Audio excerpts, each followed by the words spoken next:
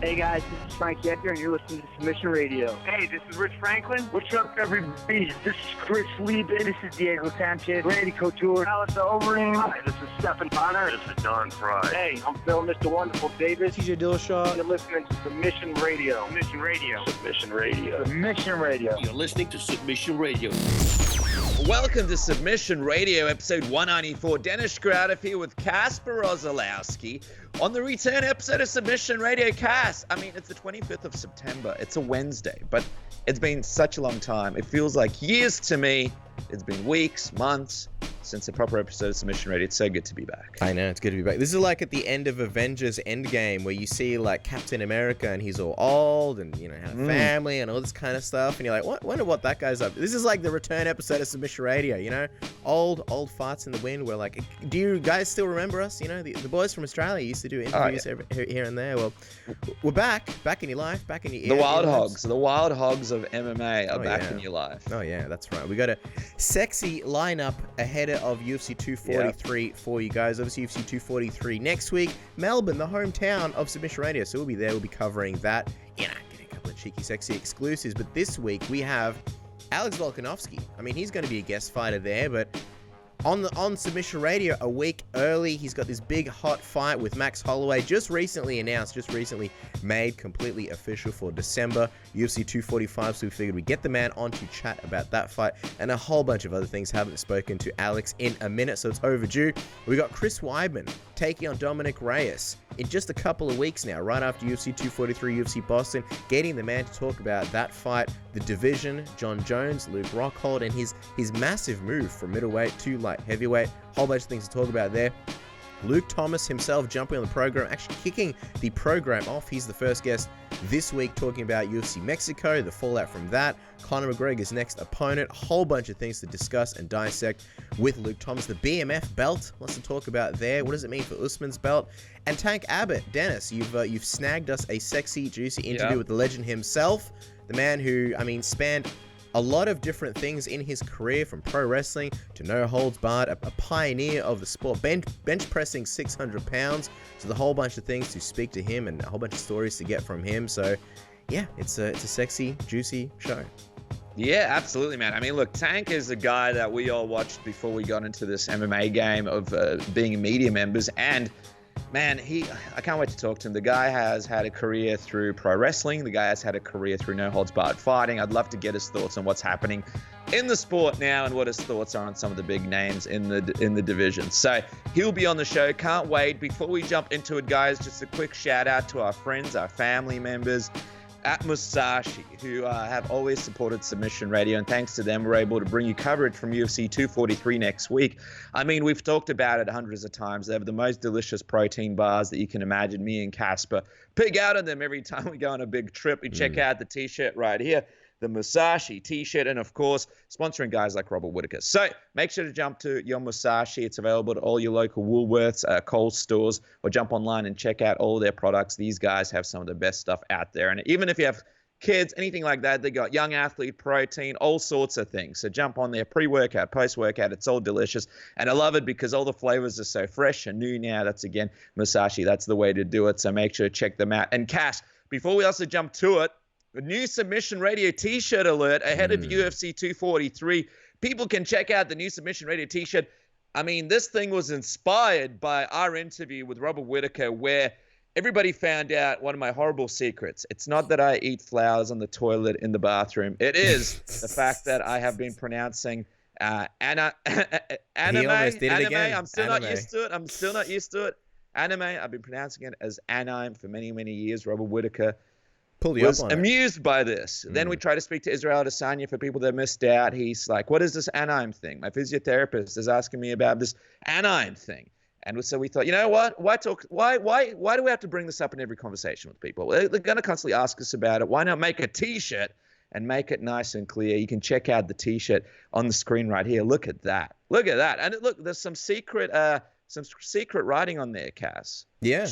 Should we put it out there that if you can translate that, chuck it on your social media, and we will retweet it. What is that writing? What does that mean? Yeah, what is it? It's a bit of a cheeky Easter egg, and maybe Japanese writing, but fans of the show, listeners of the show will definitely understand it and get what it means. If you can crack the code, feel free to message us or tweet us at Submission Radio on Instagram or Twitter. And of course, if you do end up getting the t-shirt, you got to send it to us, right? You got to take a photo of yourself and we will retweet it or we'll repost it on Instagram or Twitter. We'd be delighted to see you guys wearing it. The VB t-shirts and the Vegemite t-shirts are still available just for a limited time, just because, you know, UFC 243 around the corner.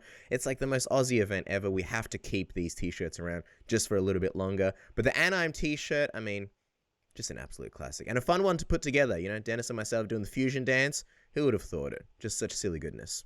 Oh, absolutely. And all the detail into what we're wearing and stuff that's all over the place. You guys can have a look and maybe you'll notice a couple of things there and here. But make sure to grab your t-shirts now. Like Casper mentioned it, the iconic Submission Radio t-shirts will be gone. We decided to extend it for one more week because UFC 243, but then you won't get an opportunity to get that. And of course, the new Anaheim t-shirt. Look out for that. Who knows where that's going to appear during fight week. Just quickly, Cass, as well for everybody out there. If you want to get all the content for UFC 243, make sure to subscribe to our YouTube channel. A lot of people make the mistake. They look for it in their podcast feeds, and they're like, where's the goods? Where did the goods go? I wonder where the goods went. How come there's no goods? The goods are on the YouTube channel, guys, so make sure to jump on there. There's going to be a lot of interesting stuff happening in our hometown of Melbourne during fight week next week, and we'll be capturing it for you. Yeah, that's right. Everything, pre-fight, post-fight, and all the exclusive that we can get our grubby meat hooks on. It's going to be coming to the YouTube channel. Before we kick it off, obviously the guest order is Luke Thomas, Tank Abbott, Alex Volkanovski, and capping the show off with Chris Weidman himself. I'm very excited. Enough dilly-dallying. Our first guest is on the line, and I believe, Dennis, you're about to introduce him.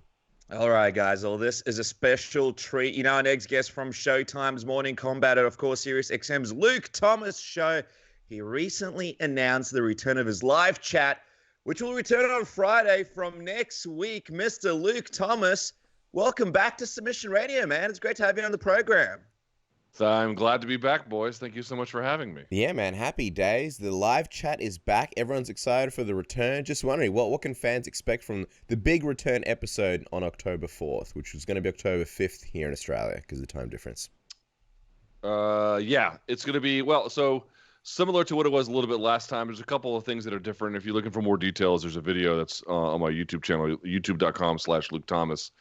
But I want to do more or less. I want to keep a similar experience to what it was last time. Mm-hmm. But I want to level up some of the production stuff, which will be, a work in progress, of course. It always seems to be. But it'll go for an hour and some change to start. The last one was 90 minutes. I just don't want to burn myself out with stuff. Yeah.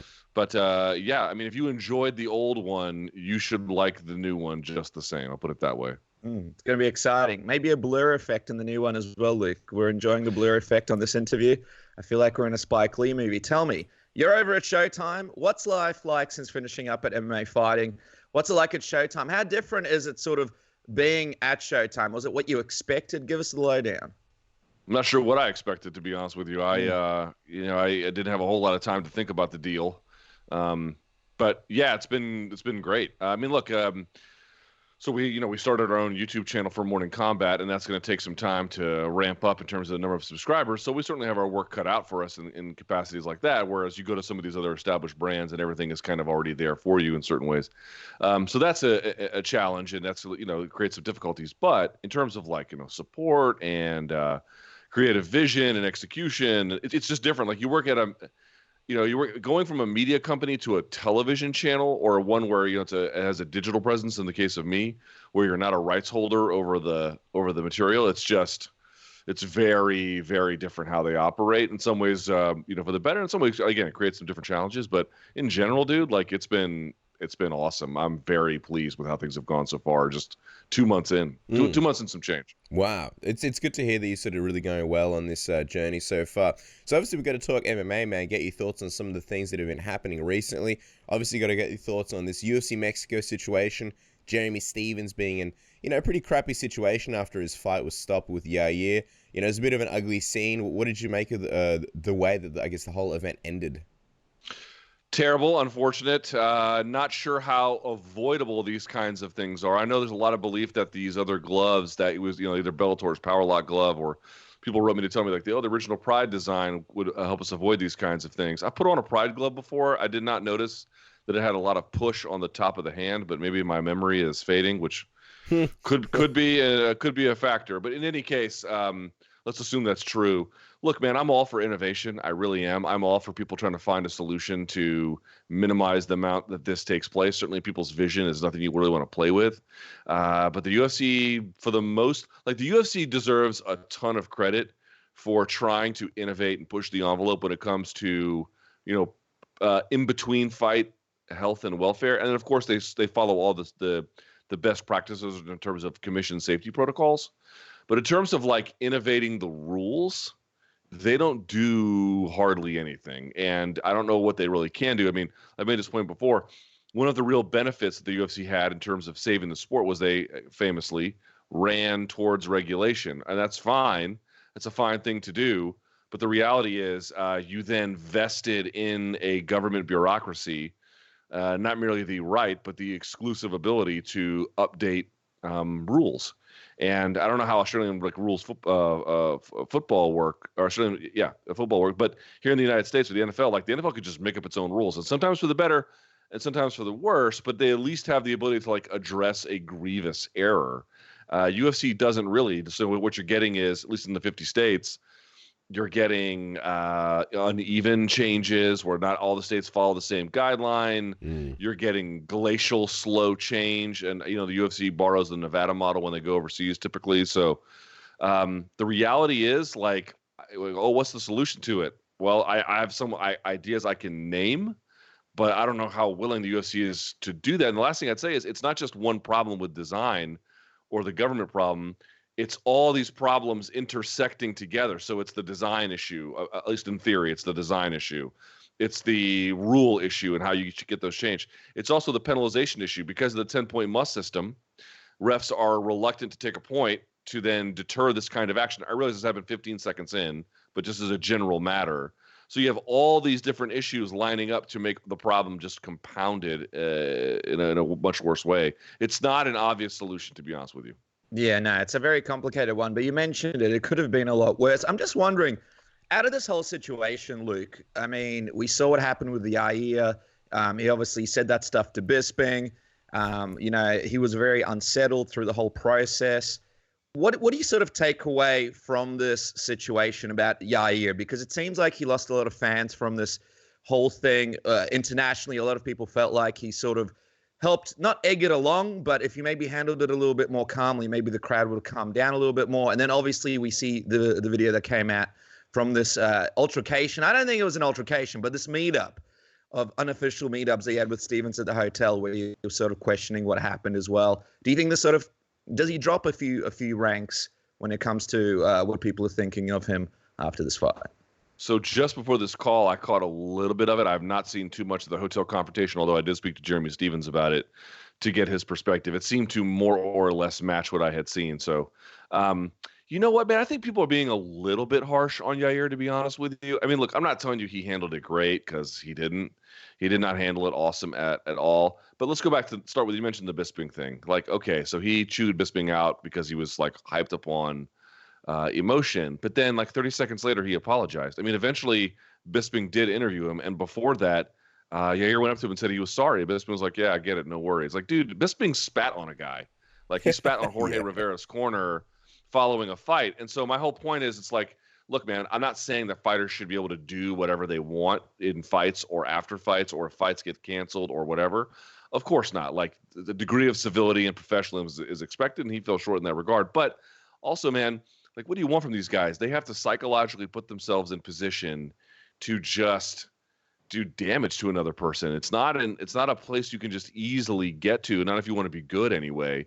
And you could tell he was in the zone and had, even after he had calmed down and he had spoken to Bisping, who the translator, it's a common slang, but he called everyone cabrones, like bastards, like, oh, you bastards. Yes. Like, he was, he was still supercharged. And so I don't really, like, there was an article years ago by this doctor who wrote a piece for Sherdog, and he was talking about all the chemicals that go through a person's brain in a stressful situation like this. And he was basically saying, like, dude, it's not an exaggeration at all to say that in these really high pressure, tense situations that they're on drugs. They talk about it all the time, like, oh, I didn't feel the pain because I was on adrenaline.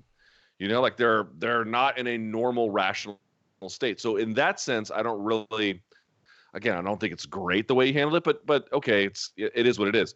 It's the stuff afterwards where he was like, kind of casting a little bit of doubt on Stevens' account of his own injury, things like that. I thought that where like when you had a chance to like calm down and soberly assess the situation, and he didn't like go out of his way to say Stevens was terrible, but I thought Stevens deserved better. I thought the sport deserved better. So in the ring, I don't really care. Outside of it, not so great. Yeah, I think that makes a lot of sense. Just moving on from UFC Mexico, Luke, want to discuss, obviously, Dana White, just quickly before we get to some of the other fights, Dana White sort of reopening this possibility and idea and confirming that he's looking at maybe GSP Khabib fight, again, possibly after Ferguson, or instead of Tony if they can't get a deal together.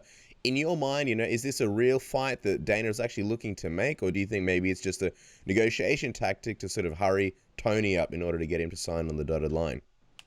Well, it's at least the latter. It could also be the former, I suppose. I mean, I even put a video on my own YouTube channel being like, a GSP Khabib fight probably won't happen, because in April of this year, you had Dana saying there's no chance for a guy to drop a title and promise, or a guy to get a title in the second weight class and then promise he'd defend it only to drop it. Like, we would never give that guy a shot again. And then for GSP to tell Robin Black a week or two ago that was basically his understanding of things, plus, they're trying to make inroads into Muslim territories, and Khabib is quite valuable as a prize in that regard to do that. It's like to say all those things and then all of a sudden to be like, yeah, we might consider GSP versus Khabib. It's like, what? Well, it doesn't match at all what you said. And I know, breaking news, Dana White is saying contradictory things. Okay, fine, but it's like my hunch is okay for sure. It's to put pressure on somebody. Is there also a little bit to it where now they're rethinking, like, wow, we might be able to do something with this, and we've had a change of heart? God only knows. But for sure, it's to make sure that Tony Ferguson, like, everyone wants to get on Colby Covington. Oh, Colby Covington has negotiated his way out of a title shot. Has he, or is he like stuck to his guns about his own worth? The point being is this, just like they told Colby, you don't take it, we'll just give it to Leon Edwards. I don't think that they really want to give it to Leon Edwards. I think they're saying that so that guys take fights that they're otherwise would be reluctant to take under the terms offered. And but also in that situation, you'd be like, if these guys could get a GSP Khabib fight together, they're not waiting around for Tony Ferguson to sign any deals, right? Like, that's one of those things where it's like, if it hits the iron, they're going to take advantage of it. I'm just wondering, Luke, though, when it comes to people in your mind who you give the most shot of beating Khabib to, I mean, you got a few names there. You got a guy like Justin Gaethje, who's really improved. You spoke about it really, really well yourself, some of the things that he's improved in his game. Tony Ferguson, the unpredictable machine. And, of course, GSP, someone who we just mentioned. Is GSP the guy that you give the highest sort of possibility to beating Khabib out of everybody sort of in that sort of talent pool? Well, here's what I would say. I give the idea of GSP the highest degree of beating him. I don't know about the actual person. Let me explain what I mean by that. GSP is 38 at this point. I wonder how much like first of all, we've never seen him make 155, right? I mean, I'm not saying he's a pro. If he says he's going to make it, he's going to make it. But still, what would it do to him? How would he look? How would his punching power translate? There's just a lot of open questions about, like, physically what kind of a operator is he in that space? And the answer is no one really knows except maybe him and his coaches. So that's the first issue. The second thing I'd say is, like, yes, a guy who can wrestle the way he can, both offensively and defensively, a guy who would have a great and brilliant game plan going in, a guy who would know how to adjust, a guy who's got a great jab, a guy who would know to keep his back off the center, or back off the fence, excuse me. Yeah, like, GSP in many ways fits that mold, but given that he's never fought this weight class and given his age, it's like, however much you think that the prime version of GSP might be able to do those things, can this physical version of him do it? And the answer is maybe. I'm not suggesting that he couldn't, but I have some questions about it, given some of the late stage athletic career and novelty and frankly uniqueness of fighting at 155. That kind of makes it a little bit cast some doubt in my mind. I would just say this. I talked to Dan Hooker today and asked him, like, how do you beat Khabib? Like, as a guy who just fights in that weight class and watch what happened with Dustin Poirier. And I asked Saif Saud, the guy behind Fortis MMA, and I asked a lot of people. You get a lot of different answers. A lot of them kind of center on, if you're going to get taken down inside the inside space, not outside the black two lines. Stick the jab in his face, attack him. Don't wait to get attacked. Dan Hooker thinks actually, try not to go too crazy, let him bleed himself a little bit, and then attack him late.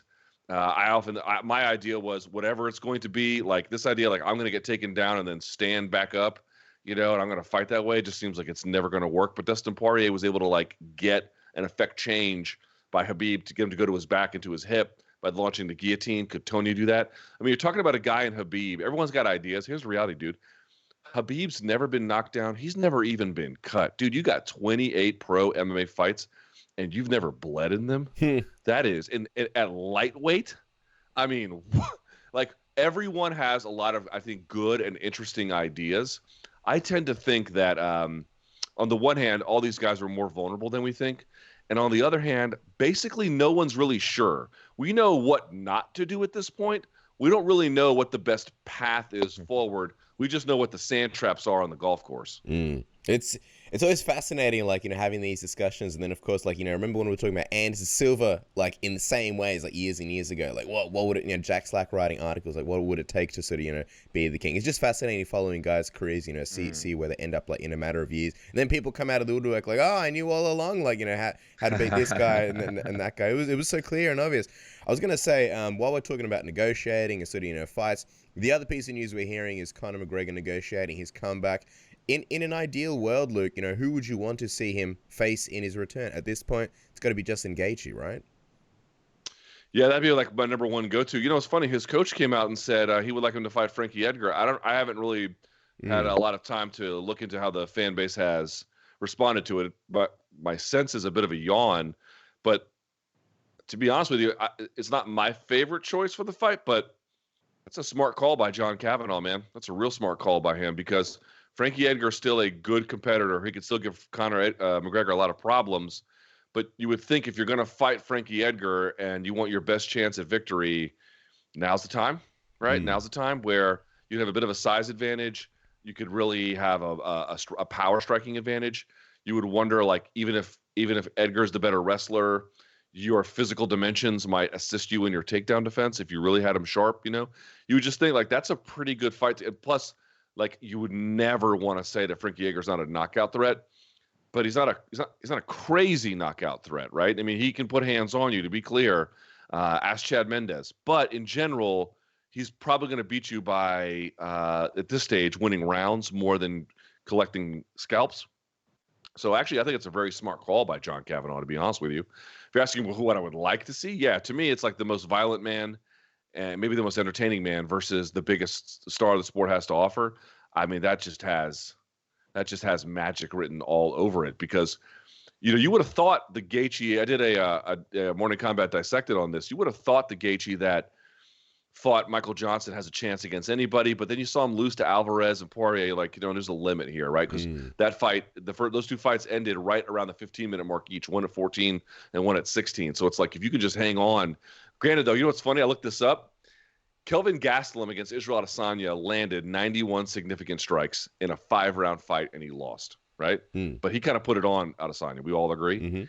In both fights that Justin Gaethje had with Alvarez and with Poirier, in both of those, in a losing effort that went about 15 minutes, so 2 less rounds, he landed on Poirier over 100 significant strikes, and he landed on Alvarez over 100. He landed more in those 15 minutes than Gastelum did in 5 rounds against Israel Adesanya. Dude, that is a crazy amount of punishment. So you have to be able to take that as well. Can McGregor do that? I don't know, right? It's an interesting thing. So to me, it's a no-brainer, but I don't know which direction he's going to go, Yeah, I mean, and it is a fascinating matchup just quickly because you're looking at Gaethje and you broke it down so well on your morning combat, the improvements that he's made, the Gaethje that we see now. And to a lot of people, Conor McGregor was this guy that could sort of defeat anyone after he beat Aldo and beat Eddie. It was just like the guy was just unstoppable. But now we see this other McGregor that's had all these personal issues.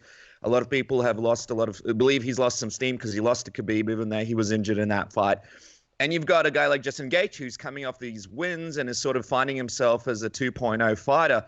When you look at that matchup, are you favoring Gaethje at this stage? Or do you believe even a guy like Conor McGregor, even let's say he's not the prime Conor McGregor, let's say for some reason that he was before, could still use his mental games to bring out the old Justin Gaethje and cause him to make mistakes and still sort of win that fight?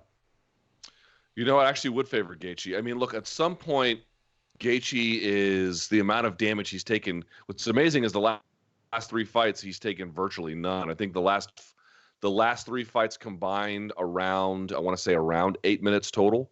So he's had 3 fights, 8 minutes. So I think, 90 seconds, 2.5 minutes, and then 4 minutes against Cerrone. He takes, I would say, he doesn't take hardly any damage, but he takes a lot less than he used to. Cerrone, a little bit less so, but the other ones, obviously, he didn't take that much. He's just got a much more clever style about getting in and getting out, and then angling, and then finding his moments. But the interesting part is his numbers, in terms, if you guys didn't see the presentation I did, his numbers in terms of getting hit have gone down. And this is like per minute, so it's not an aggregate, it's an efficiency thing. His numbers in terms of offense have actually gone up. So he's actually getting more effective while getting hit less. Now, he still gets hit a lot, but it's not nearly what it used to be. So the question would be like, could Conor intercept him coming in? Probably, right? I mean, that's how he got Aldo, right? Could he back him up like he did Alvarez? Probably. Right? Could he catch him on an angle?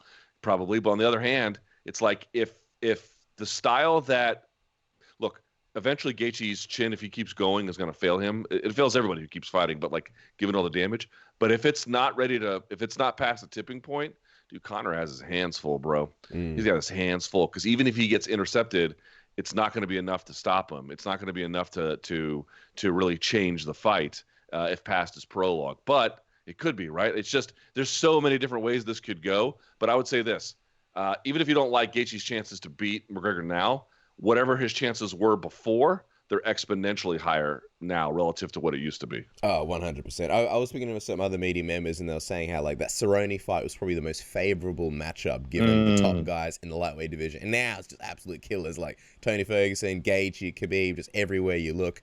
Even Dustin Poirier. I was going to say, while we're talking about McGregor and GSP, we got this BMF belt that's going to be up for grabs between Nate Diaz and Jorge Masvidal, and some people believe that it could end up becoming the division's new 165-pound belt.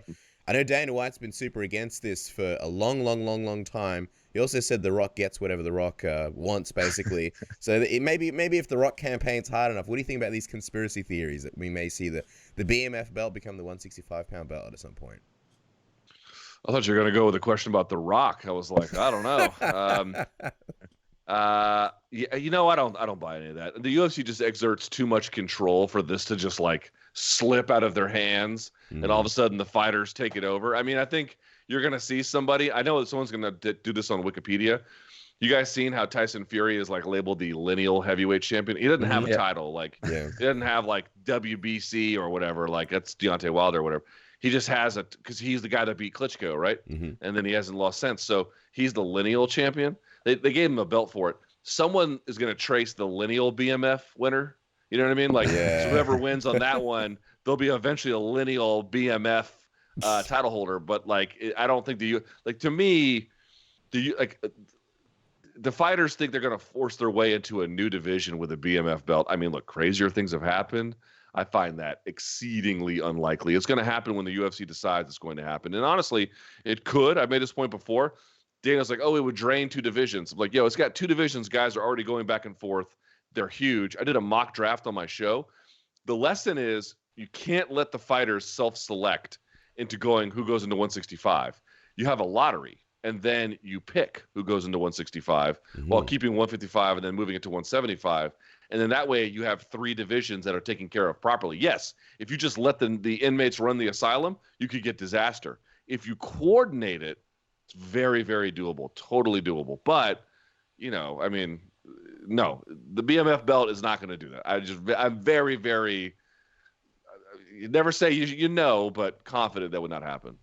Just quickly on the BMF belt, because I want to quickly get your thoughts on another fight, Luke. But, all right, so title fights and titles are just, we all know this is all just an aspect to sell more pay-per-view points, more pay-per-views, get people more excited about fights. So if this BMF belt holds more weight for people than the official UFC 170 title, and titles in the end are just around to help sell more tickets, then what does this do to the value of Usman and the belt that he's got now? I mean, if Masvidal and Diaz have this huge pay-per-view and people want to keep seeing this belt being defended, where does this leave the 170 title if titles are really just for people to tune in? I would say it's going to get treated something like a glorified interim title.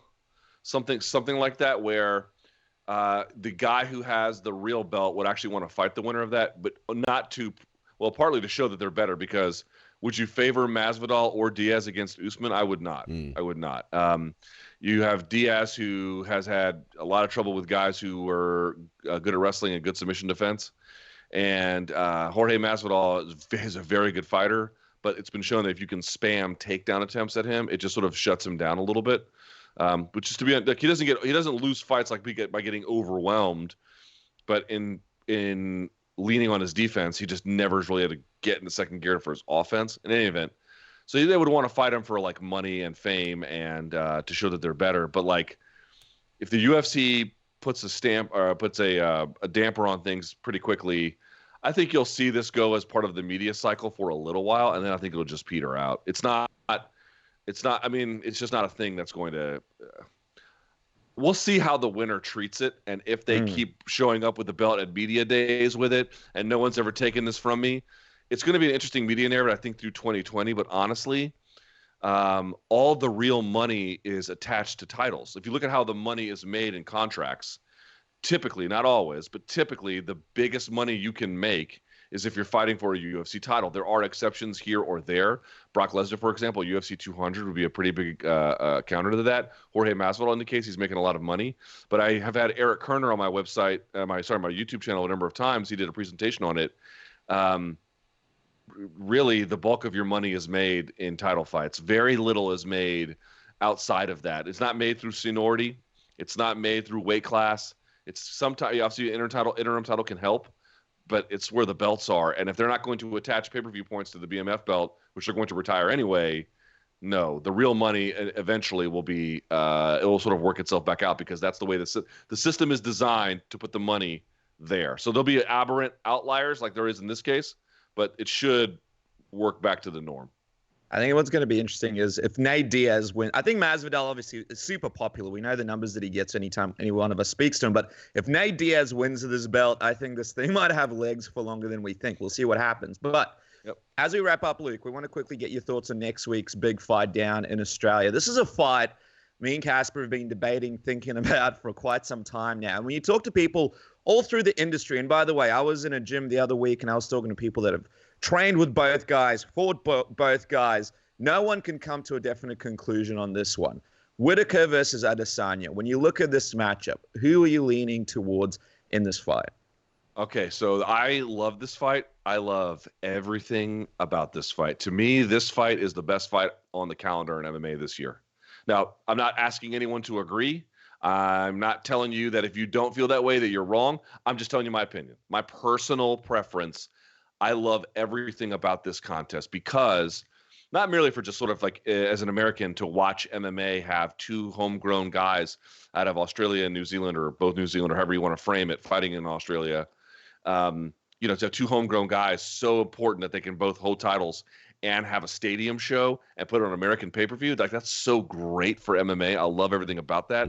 But then on top of it, you've got two guys. I think Adesanya may have just turned 30, but let's say prime. Two guys in their absolute prime to clean up a division, which is to say unify the titles, who, as I mentioned, at their physical peak, at their technical peak, at this moment in time for this region of the world, at a stadium show, in a division that used to be sort of dead, has been reborn with youth. Case in point, this fight. That can do, I won't say they can do everything, but who are utterly modern, utterly spectacular fighters. This is what MMA is. Like, when we thought about what MMA should look like in the future, this. You could put a pay-per-view on in a foreign country with two elite talent, which no one's like, oh yeah, but it's two Australian fighters, like blah, blah, blah, whatever. New Zealand. On the day of a grand final as well, Luke. Yeah, it's like, no, we're saying like, holy shit, like these two guys are the very best, not merely in their weight class, but they're like, this is what you want modern MMA fighters to look like. So I love this fight. If you're asking me who I lean towards, man, Robert Whittaker's been gone so long, I am sure that he is going to have tricks for me and for Adesanya and for everybody else that we don't imagine.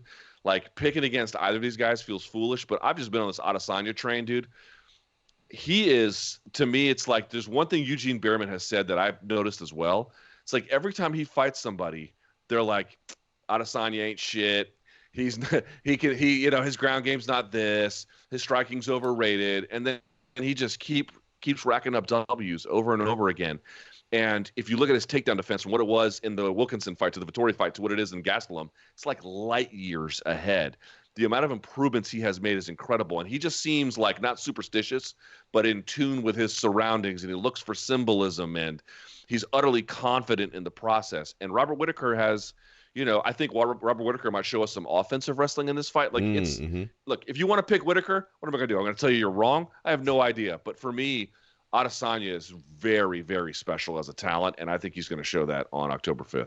Well, there you go, guys. Luke, or 6th, whatever. Yeah. Now, see, it's good that you know that. Most people don't even realize the time difference. Make sure to follow the man on Twitter at LThomasNews. And, of course, check out the return of the live chat next Friday. It's going to be Saturday here in Australia because of the time difference. And, of course, Morning Combat. Luke, we can chat to you all day, man. Don't want to be too greedy. Thank you so much for coming on and chatting with us. Thanks, guys. Always appreciate it. Hey, this is Tony Okagui Ferguson, and you guys listen to Submission Radio. Keep tuning in, guys. All right. Well, this interview has been a long time coming. Our next guest is an absolute no-holds-barred legend. You know him from his epic fights in the early days of the UFC, his run with WCW, and classic matchups all over the world. He now joins us for the first time on Submission Radio. Tank Abbott, we're beyond excited to welcome you to the program. Yeah, I'm excited to be here. Hello, everybody. The pleasure and honor is all ours. Thank you so much for joining us. There's a lot of fun things to talk about, but of course, first things first, the most important thing, obviously your health. We know you've experienced some health issues not too long ago, but we see on social media that you're bouncing back from a very serious transplant surgery. For the fans that are out of the loop, what was the surgery and how are you feeling at the moment, Tank? Oh, I had quite a few of surgeries, but the big kahuna was my liver. Mm-hmm. I was burning the candle at both ends for a long time, and it finally caught up to me. So my liver gave out. I got a new liver and a new kidney. So here I am in living color. Well, you look great. How are you feeling? Because we saw you were back in the gym. You were doing your thing again. How does it feel to be on the mend and have that new liver? I imagine that you'd be back into the bar in no time testing it out. I don't drink anymore. I learned my lesson. I don't need to put my hand. I don't need to put my hand on the stove twice. But I feel like a new person. I feel better than I did when I was feeling better when I was my own self healthy. So it's I guess a godsend, but things happen for a reason, and I'm honoring the donor that donated his kidney and taking good care of it. Awesome. Well, that's the best thing to know. So obviously we got a whole bunch of fun things that we want to talk to you about regarding MMA, given that you're a legend of the sport. I'm wondering though, do you still keep in touch with MMA? Do you still watch the product? Any fighters that sort of stand out on your radar? Yes, I do. I don't want to forget. I also got a kidney, and I want to also say that they're awesome too for donating the kidney. The donors of the world, thank God. Anyways, that's out of the way. MMA, I'm in the gym. I actually just got back from the gym, and there's a few fighters that I like out there. Chet Congo and Rampage train in the same Rampage Jackson. They say train in the same gym as I do, and it's good to watch them fight and be around them. I've got to be friendly with both of those guys. And, I was just at the Chet Congo fight in San Jose a couple weeks back and got stopped by a thumb in the eye. Yeah. But, who knows if it was intentional or not. But it was a no contest. There's a little skirmish after the fact, and I was trying to make my way into the cage, but I couldn't get over the railing. So really, you were actually trying to get in there? Oh hell yeah! I was gonna throw down with Rampage and Chet, but the barrier seemed to be too significant for me to get over at the time, and I was kind of freaking my wife out, so I calmed down. But I was definitely on my way. Other than that. I really don't have any dog in the race with anybody. I like to watch a good fight, and see what happens. That was Ryan Bader that got away very, very easily with you not jumping into that cage at Bellator. Were you gonna go have a couple of words with Ryan Bader after what happened at the end of that Chick Congo fight? I was just gonna show him what a real thumb looks like. The ones you kind of deliver on the street, you know what I mean? But things were in my way. I couldn't get over, so things happened for a reason once again. So he lucked out. I'm just wondering, when it comes to Ryan Bader, Scott Coker said that he's like one of the greatest heavyweights in the game today. What do you think of that notion of Ryan being one of the best heavyweights? Well, I wrestled 190 pounds in junior college, and that was my wrestling weight. So, I like the smaller big guys because, if you're as strong as I am, you can throw around the big guys.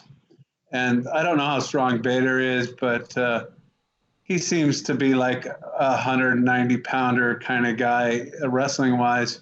So, when you're going up in weight, it's kind of different. I was cutting down from 230, and so I was a bigger guy going down to a smaller weight. But when you're small trying to go up, it's hard to sit there and take checks, kicks. I'm sure they would have hurt him. But as far as really knowing about Bader, I have no idea his skill level. I wanted to ask you about a guy that you would obviously be a lot more familiar with, Tank, and that's Tito Ortiz, because he's sort of, a guy that's from a similar era to you. What do you think about him sort of still being in the game and still fighting on? Came out of retirement not too long ago, and now he's fighting Alberto Del Rio for Combate next. I am very well acquainted with Tito Ortiz. Yep. In my opinion, I can go on for hours about him. But he is a liar, a cheat, and a scumbag, and a con man. He's conned the whole world into really making people think that he's a fighter. I was there at his first fight. He fought as an alternate on one of my shows. And before he went into the fight, he was crying like a little baby. I don't want to do this. And one of my training partners slapped him across the face and said, quit being a baby. You're going to go in there and just do a wrestling thing. Go in there and take him down and hold on. And he listened too well, because that's all Tito does is he goes out there, takes you down and does anything. He's not really a person that has a warrior set of mind. He's, like I said, he's a con man, a liar, and a thief.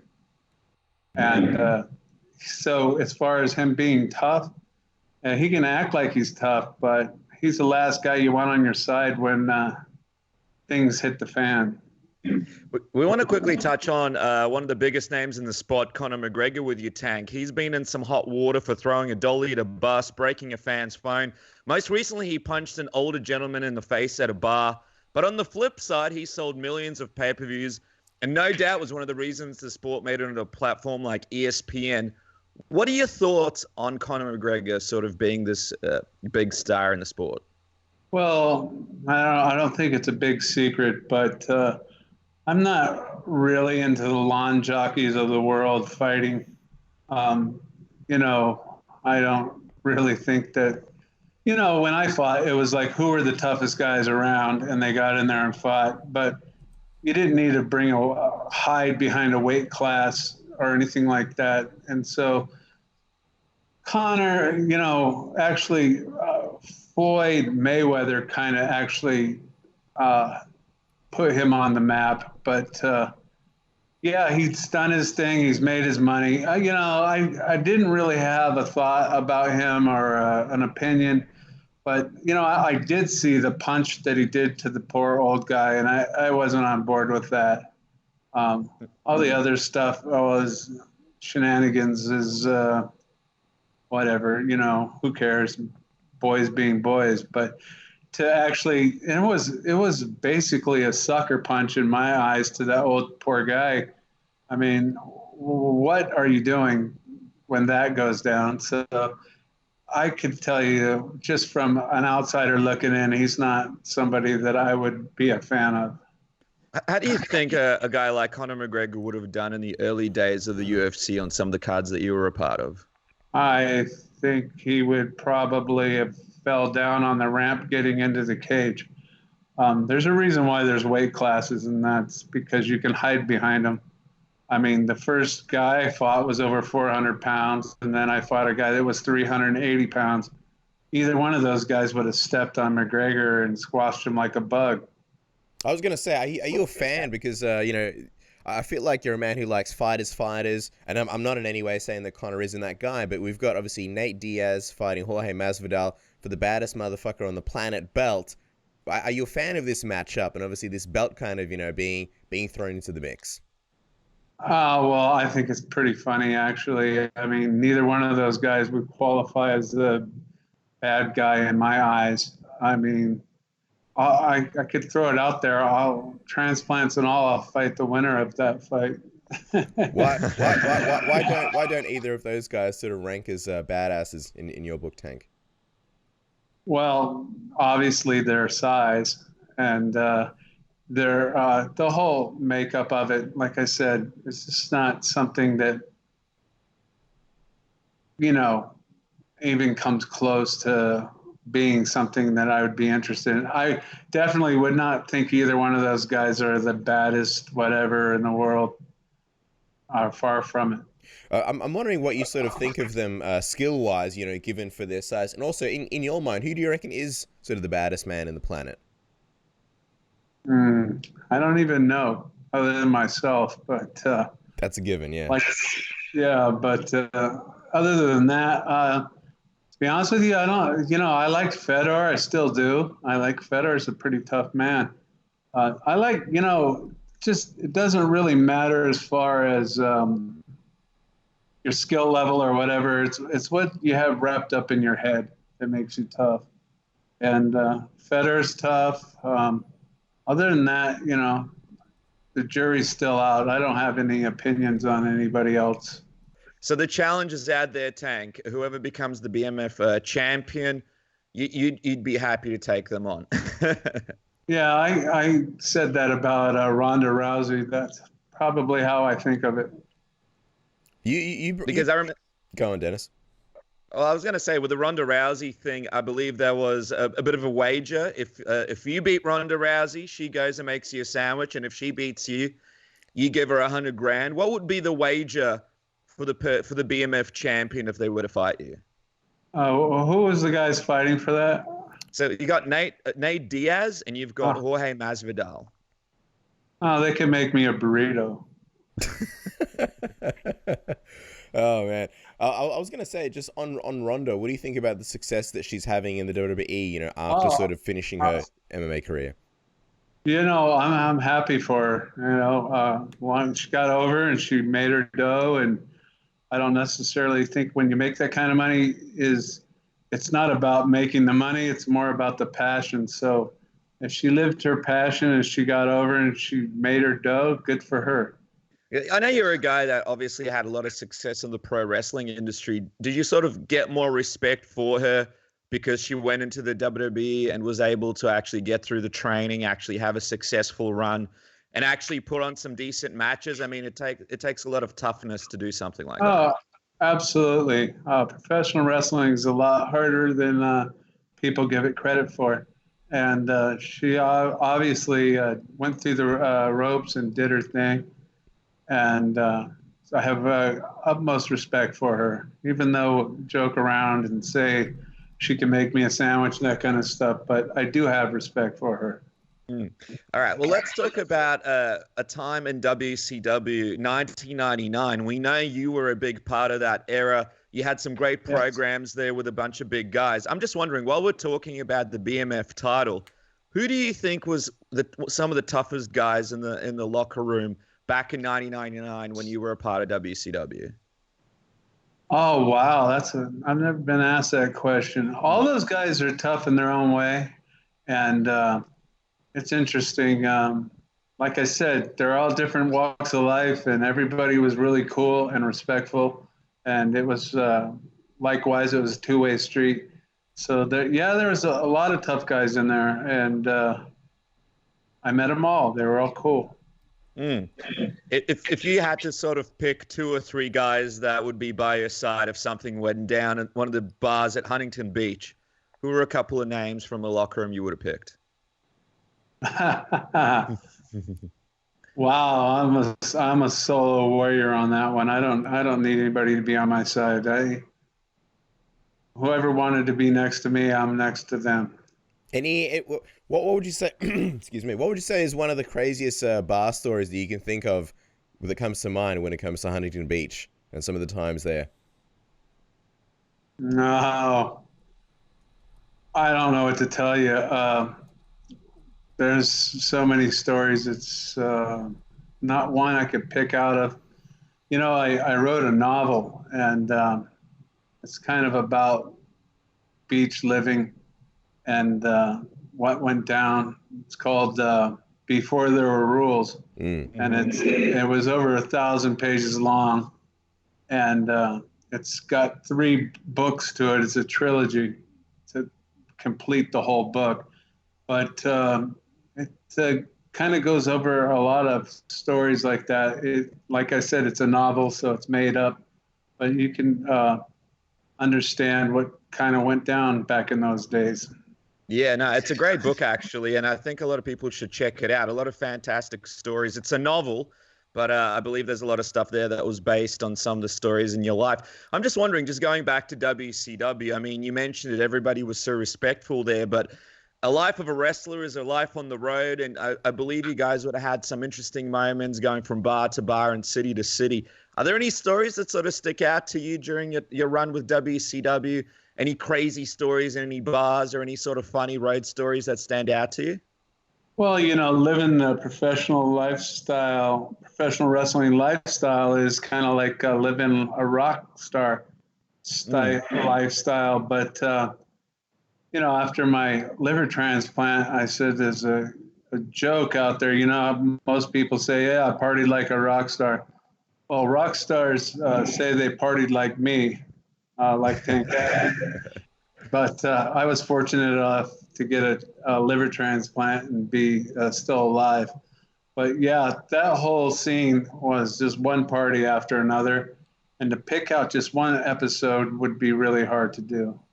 Well, I'm wondering, because we know there's a lot of ribbers in the back. Did anybody mess with Tank Abbott when you were there? Or they probably knew your history well before you stepped in that locker room? Yeah, no one really ribbed me face to face, but I could hear people whispering behind my shoulder, I'm sure. What was it? What were you hearing? Oh, well, nothing specific, but, you know, everybody has to put down everybody at some point in time. It's just fun ribs, nothing personally serious or anything. I remember you had that segment with Rick Steiner where you were sort of standing ringside, and then he came out and you two sort of had a bit of a pull apart. What was your relationship like with the Steiner brothers? We remember that they were pretty merciless when it comes to ribbing certain people, and people really respected those guys in the back. What was your relationship like with them?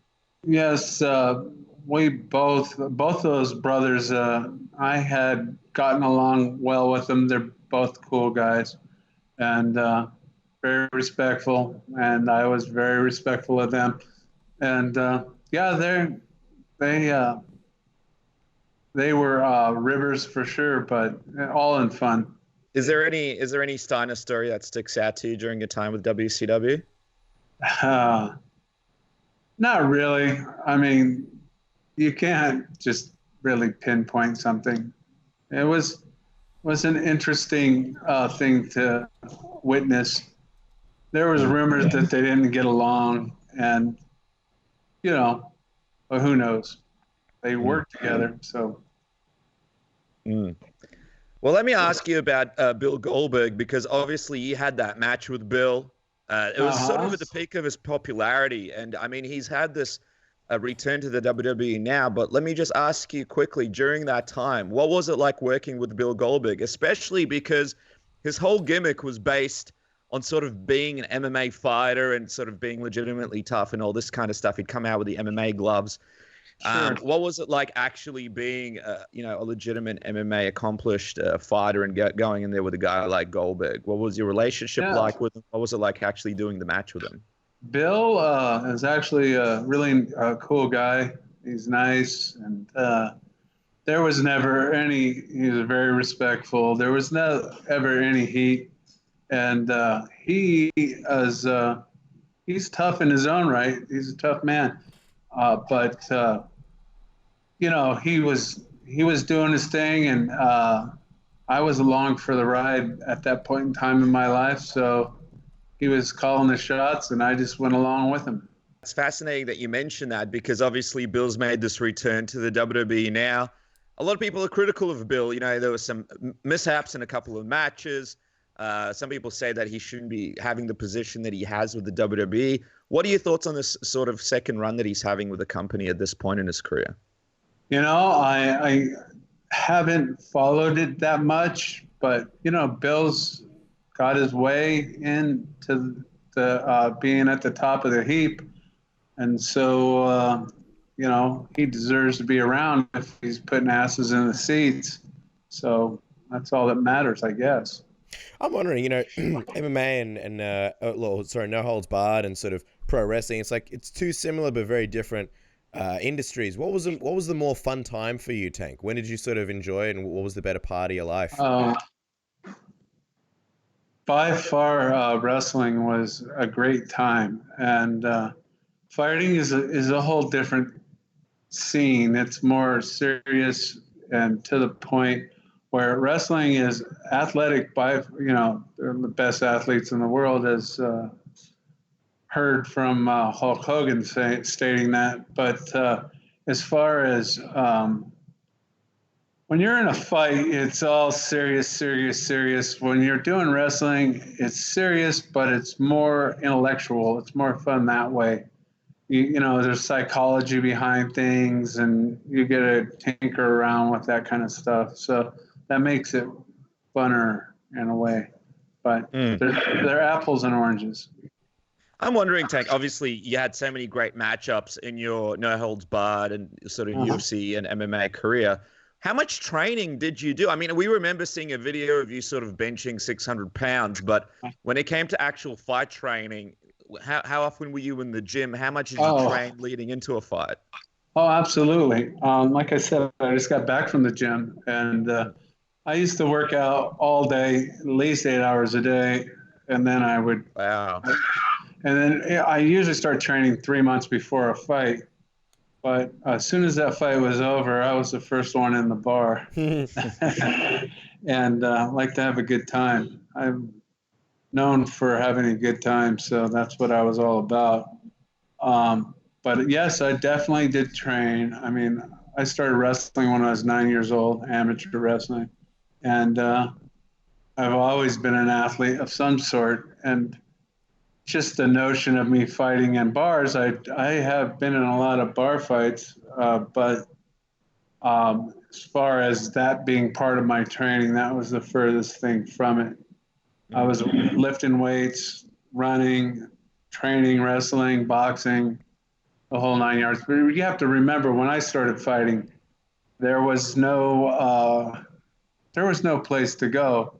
There was no. 5 shows had been completed by the time I fought in UFC 6.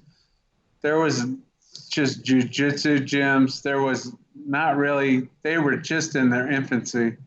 But most of the time I was in a wrestling room or a boxing gym. And then, what fun is that if you're training, if you can't go out on the street and get drunk and beat somebody up? So at that point in time, I'm not saying that I coined MMA, but I used to get questioned all the time, like, oh, what is your martial arts? How do you train? I'd go, well, I kind of take a little bit from everything. It's all mixed up into one. Wrestling is my base, and then boxing is my base for striking, and then I mix everything in, jiu-jitsu, karate things, the things that work, not the things that are like gimmick things. And so I, somebody coined the mixed martial arts, and then now it's MMA. So it's like the gloves. I'm the one that brought the gloves to the UFC. They laughed at me when I brought them there, but I know one thing. I didn't have hurt hands. Actually, I did bruise my left hand after the first show, but I probably would have had a broken hand if I didn't have those gloves on. Yeah. Tank, we appreciate the time. We've got one more question. We'll let you go because we know you're a busy guy. Obviously, MMA is so different to no holds barred. Now, I just want to know, what are your thoughts on the UFC now, Dana White, and a lot of fans sort of want to see you get inducted into the UFC Hall of Fame. Is that something that would be a big deal to you? Something that would mean a lot? I don't. It's not on the top of my list. You know, it's all political motivated, and I don't have anything that I want from anybody. So when it turns political, you want to give it to me, fine. I'm sure I'm more qualified than the clowns that are in it now. But you know, Dana White, I don't need or want anything from that man. He's just made a whole thing of he's made a character out of himself, because he's not a fighter, he's not anything else. So might as well mug on the camera. All these guys just want to be famous. It's never been my cup of tea, but I guess there's a need to be famous. So Dana used his boxer-sized training partners, the Fertitta brothers, the billionaire boys, to use their money and create a role for himself. But that's for people that care to be something. So Dana White wants to put me into the UFC. I'm not going to kiss his ass to get there. You can just put me there on my merits. I put more people watching that show than I dare say anybody else. And then, so as far as the UFC Hall of Fame, whatever, like I said, it's political, and I don't care about it because I don't need anything from anyone. I can do well on my own. Well, we can definitely see that. And the most important thing, Tank, is the fact that your health is good. You're back in the gym. You're training. You're still obviously in the MMA game, in the MMA industry, like you mentioned, Rampage and Czech Congo, and you're sort of doing your own thing. So it's good to see you healthy. Follow the man on Twitter @TankPod, and of course on Instagram, tank.abbott. A true honor and pleasure chatting to you, Tank. Really appreciate it. Thank you so much for chatting with us. It's been my pleasure. You guys down in Australia, are you? We are, yeah, in Melbourne, where UFC 243 is happening next week for the big fight. Yeah. Oh, I skipped that part of town. I was down there in 1985 for the America's Cup in Perth. Oh yeah. And then we went over to Sydney and up to Brisbane and raised a bunch of hell down there. You're overdue to raise some hell in Melbourne, man. So come down and we'll raise some hell with you, or at least watch. Well, those are my retired days. Now my wife's saying she'll do it with you guys. So. Awesome. Yeah. All right, you guys take it easy. Thanks, Tank. Thank you so much, Tank. All the best. Right. Take care. All right. This is Chael Sonnen, and you are listening to Submission Radio. All right, guys, joining us on the show next is a man who's set to take on Max Holloway and challenge him for the UFC featherweight title at UFC 245 on December 15th. 16th in Australia, the man who's currently riding a 17-fight win streak, Sydney's own Alex Volkanovski. Welcome back to Submission Radio. Good to have you on the program, man. It feels like forever since we've spoken to you. Yeah, no, thanks for having me. It's always a good chat. I'm glad we got to get this over and done with. Have a good chat, mate. We always you don't want to be on the show. Look at you. I was going to ask Alex, obviously the burning question on everybody's minds is, what happened to that lamb roast the other day, man? What happened? Yeah. On Instagram, you're carving up this lamb roast. Suspense is killing us. You open it up, and then I don't know whose voice it is, but someone just comes in. He's like, fucked it. It was the highlight of my week. Brad, was that Brad Riddell? No, mate, that's exactly. He's just taking the piss, mate. That was perfect. It's how we wanted it. Nice medium, maybe medium rare. That's how I like my lamb, mate. What you didn't like? Is that too rare for you? No, we like it like that. It's good. I don't know about Brad, but we like it like this. I feel like Mike. Brad loved it. He just loves stirring. I loved his commentary. So good. Yeah, I feel like it was sour grapes from Brad because that lamb looked delicious. But Mike Dolce, he had the fitness program with the UFC. I feel like Alex Volkanovski, on the verge of becoming a champion. Why no Alex Volkanovski lambs? Volkanovski lambs brought to you by the UFC. Everybody gets some lamb at every event, and you're just there cooking it. Might perfectly. have to be post-fight. We'll do. I'll do. Everyone does all these diets leading into fights. They can stick to my diet after a fight. That's probably when the lamb will be best. Yep. Well, people don't realize this if they don't live in Australia, but obviously if they're listening from Greece, they get it. Over here, Christmas, Easter, you put your lamb on the spit, right? That's a big thing. That's a big thing down here. So why not take that worldwide? Every fight week, Alex Volkanovski with the lamb on the spit in the back. Mate, why not? We'll do it after my fight. Celebrate me winning the title. We're having a cooking the lamb. Dana's just there. You got some lawn chairs and just there's paper cups and everyone's just watching the lamb turn.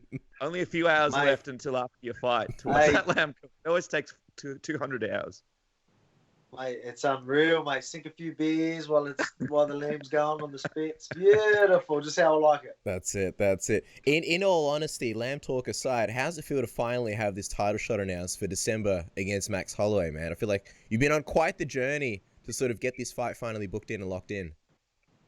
Yeah, it feels good. It really does. Obviously, we're in talks with the UFC, and they're always saying, that was the plans, and I'm making it pretty obvious that was the plans, but you never really know. And the fact that it was delaying a little bit, I was like, oh man, what's happening? Then you're getting other people talking, and trying to call out Max and stuff like that. And I'm just like, there's no way they're going to take this one from me again, huh?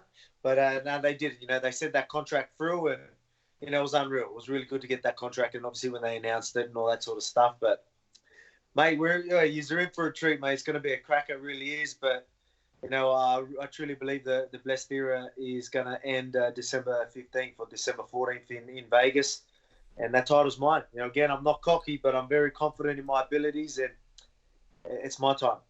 I mean, the thing is, obviously, it's going to be at the end of the year rather than the card next week.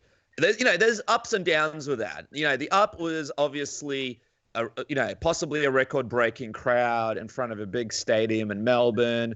With your mate Israel Adesanya and some of your other mates from City Kickboxing being on the same card and doing it on home soil. But then it's a bit of a quick turnaround, whereas the other fight in December, the fight that you're going to have, gives you plenty of time to get ready and gives you plenty of time to get ready for the fight. So are you bummed out that you're not going to be fighting next week, or is it ultimately worked out for the best? Nah, yeah, I think it has worked out for the best. Like I've been telling you since last year, I think I'm going to be champion before the 2019. As long as it fits in this year, I'm happy. I don't really care. But, I get more time. I got to help the boys out in camp at City Kickboxing and stuff. So now after that, I've got 10 weeks to prepare for my own title. So, I'm always in pretty good nick. And now I get to really, I get a whole 10-week camp for this fight. And I'm going to be a whole different beast. I say this every time, but it truly is. I'm getting better and better every fight. And you're going to see a whole nother level next time I fight as well.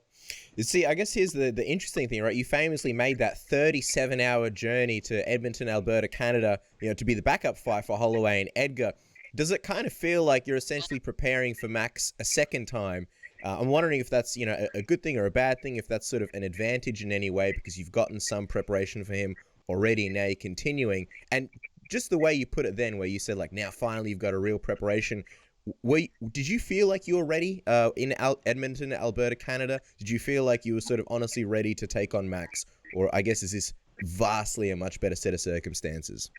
Yeah, much better circumstances now. Obviously, I was still training. I'm always fit, so I can go in, and have a 2-week camp. Someone to give me 2 weeks. Now, I'm usually going to be pretty fit. I'm going to be fit enough, but at the same time, for someone like Max, obviously, he's a gamer, and obviously he's a cardio machine as well. So I want to make sure I'm in the best nick ever. You know what I mean? And because I'm going to be setting a pace as well, and I truly feel like I'm gonna end up breaking him. I'm gonna make him feel you know, he's obviously going to be there. He's going to be always in my face, but I feel like I'm just going to feel him get weaker and weaker and weaker. For me to do this, I need to be fit. I need to be strong. But, you know what I mean? That's just, again, you know, a lot of people talk about stylistically, you know, how you know, we match up. And I just think, again, I'm a bad match for everyone. I've always said that. But, you know, for Max, I really don't think, this might sound disrespectful, but it's not. I just don't think he gives me crazy problems that I have to worry about. It's still just purely the fact that he is very good. You know, I give him that. He's very technical, and they're things I need to worry about. But when it comes to power, knockout power, obviously his cardio, the cardio is a big, you know, factor for most people he fights. But for me, it's nothing that I need to worry about. And you know what I mean? So it's hard to explain. Just striking and the fact that he's a volume puncher and stuff like that, I don't believe that's a big threat to me. You know, if he wants to punch in volumes, I'm going to be there swinging back, you know, and swinging back heavy. And then I've got my shots there, you know what I mean? So it's just, I really do think this is going to be my fight, and I'm going to be pretty comfortable in there. And I just need to make sure I'm prepared for the worst. I'm going to be prepared that we're going for a 5-round war. But, you know, he is obviously tough. He's got a good chin, but I reckon I'm stopping him. Well, see, you answered a few of my follow-ups. I was going to say, are you anticipating this to be quite a war? Because the way you're sort of breaking it down, it sounds like you're very, I wouldn't say eager, but it sounds like you're very prepared to take big shots with that volume of striking. It seems like you don't really mind it, and you're going into this fight with that anticipation that you might have to wear a few, but you're going to, I guess, give it back to him, so to speak. Yeah, it doesn't mean I'm going to wear a few. I just mean if he wants to come forward like that, I mean, he's going to do most of the work for me. Mm-hmm. You know what I mean? So if he wants to come into me like that, you know what I mean, I get to sit on my punches, that's a whole different type of power, if you get what I mean. So obviously, you know, with other fights, I've had to approach the fights a little bit different. But, you know, obviously I can't give too much away. But, you know, it's just, you know, it just really, again, it's just no disrespect to him, but I just believe that I get to play what's in front of me. And I get to be a little bit more calm in there, and then just see what's there and rely on my power, rely on my strength. And obviously, you know, there's going to be things that I'm going to be working on and stuff like that. But he don't need to know about that till it comes fight time. You know, the funny thing is, obviously, all of us here in Australia and New Zealand know how skilled of a fighter you are, and a lot of us, you know, are picking you to win in this fight. But when it comes to the fans in the States and Canada and all over the other parts of the world, you know, you're still kind of new to them. And do you believe that Max Holloway sort of maybe doesn't know what he's sort of gotten himself into when it comes to this fight? Like, I'm not saying underestimating you, but maybe not giving you the sort of credit that you deserve going into this one? No, I don't think so. He's a smart man. He knows, you know, I mean, even the little things, you know, obviously, again, when we're talking about stylistic sort of, like the last couple of fights, there was totally different skills in my last two fights, you know what I mean? So he obviously knows I can mix it up.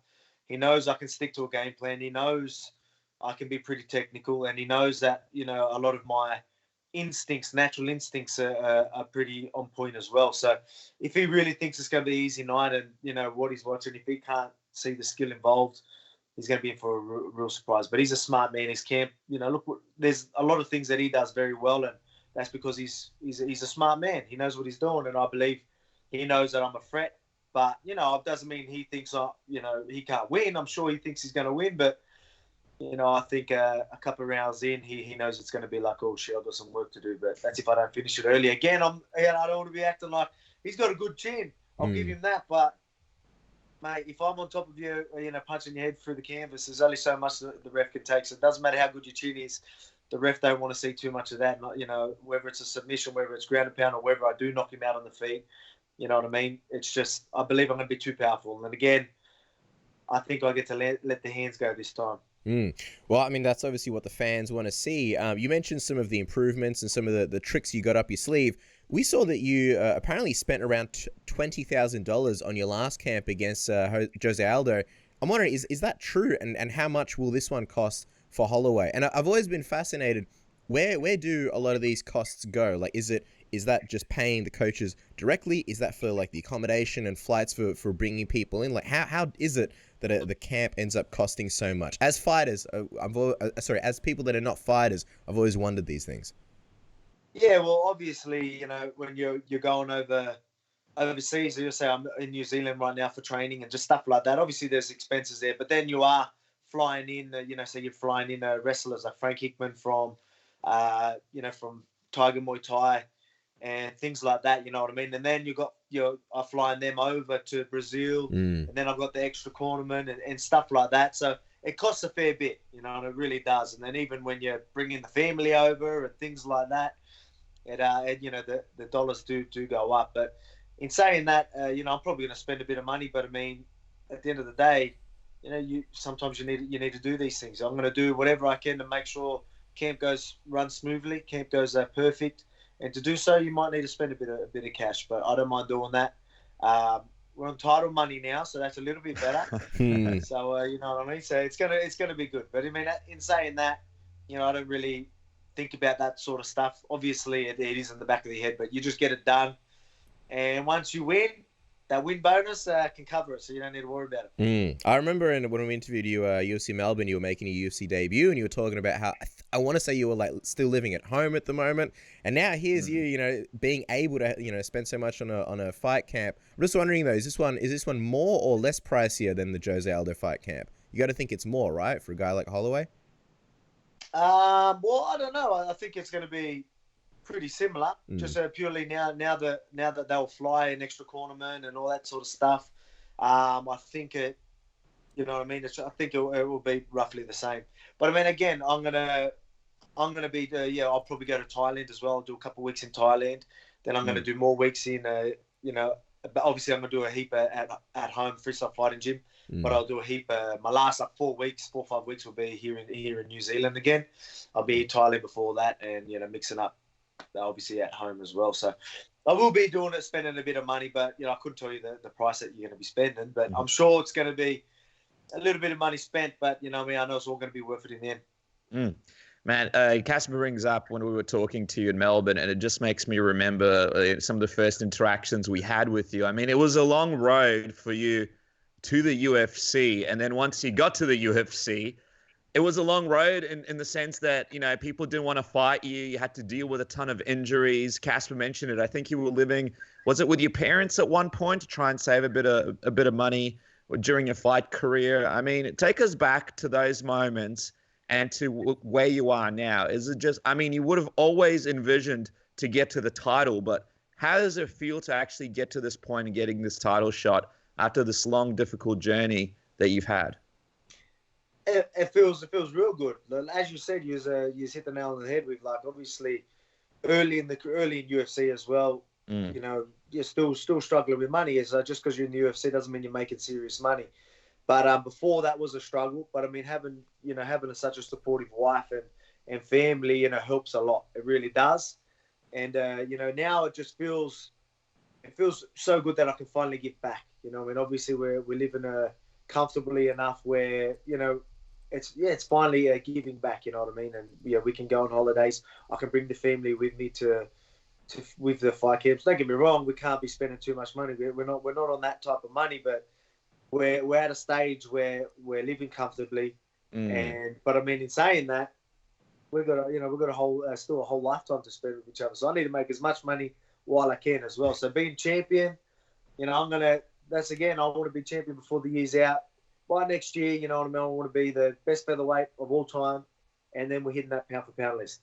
And you know what I mean? It's not far away. It really isn't. Like I told everyone, the title shot's not that far away. I was saying that last year, and that was even before I fought Mendes. I'm like, you know what I mean? It's just I've been seeing these things and it's happening, and now I've ticked off this goal. Obviously, I need to win the title. Then I'm gonna tick off more goals, and then again, I just keep giving back to the family. You know what I mean? They've been so supportive. Now I can finally give back.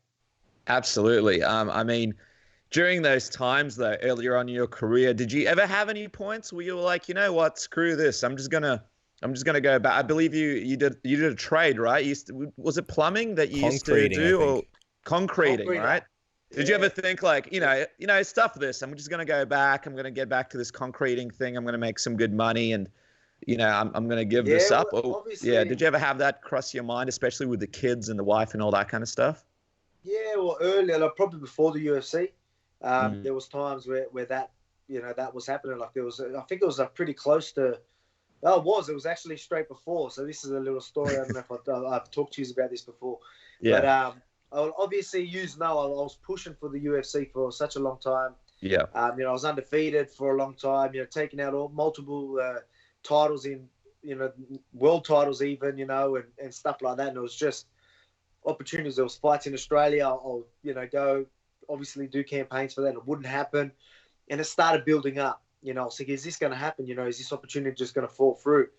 Am I just going to, lose like these opportunities and it just not happen? You know what I mean? And I've got a family to look after.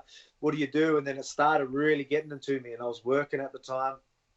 And I remember the 1 week that it really, really hit me. I've never really done this. I remember I was on my way to the gym. I was at the gym. I was at the front. Something happened. I don't know. I can't remember what it was. I just got news of something. I was like, that's it. I literally just went back in the car and took off. My coach, Joe Lopez, even rings me up and he's like, what's wrong? Like, what's going on? Like, that doesn't happen. I'm not the type of person to do something like that. And he could see that obviously something was up. And it was just building up. And I'm like, I'm all right. But obviously I was like, got back to the gym the next day and stuff like that. But it was still dwelling on me. And then that weekend, I ended up getting a major sponsor at a time, and which was obviously going to help a lot. That was going to get me through the year, and that really helped with things. So that was a big sort of up, and I was like, oh, how good is this? Stay positive. And then the week after that, I ended up getting the UFC contract. So it was crazy. I went from the lowest point 1 week, and then to the highest point within a week and a half. That's crazy. So at that point, when you were in your car going back, you in your mind, you were like, I'm done. I'm done with this. Like I was sitting there thinking, I can't do this full time. That's it. I need to go back to work. I'm going to have to move because I was at the time, like a lot was happening. Like I was like, I can't live at my mum's forever. So I was going to move back into the house, but I needed to work. So it wasn't going to be full time for me anymore. And it was going to obviously be a lot harder for me. But while this was happening, I was still training, and then that opportunity just come, and I was like, far out. How's the timing on that? So lowest point, highest point. But I mean, you get it. Look, this sport we're in is absolutely crazy. You will hit a lot of lows, you hit a lot of highs as well, but you just really need to stay positive. That's one thing that I'm trying to tell people: stay positive. A lot of the times things do work out, and being positive and pushing through them hard times. Really, really, you never know what's around the corner. You never know if that contract's just around the corner, you know what I mean? So just, suck it up, stay positive, and keep pushing. Amazing. Oh, man, it's crazy to think like that he almost went back to concrete. He probably sitting around now like, I made a good decision. I'm making good money. Not knowing, the position that you're in now. Probably looking at trying to get some seats to UFC 243. Yeah. See some of your old friends fight. Yeah. I was going to say, Alex, though, obviously you're super confident going to this fight. In your mind, you're beating Max Holloway. We sort of talk about long roads.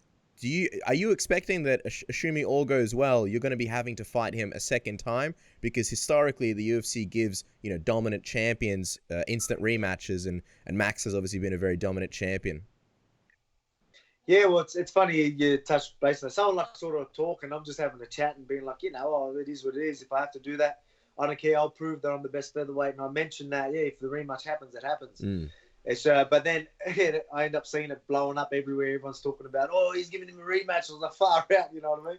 So it's a hard thing to talk about. But obviously, I'm going to do whatever I need to do. But at the end of the day, I believe I can beat anyone in the division.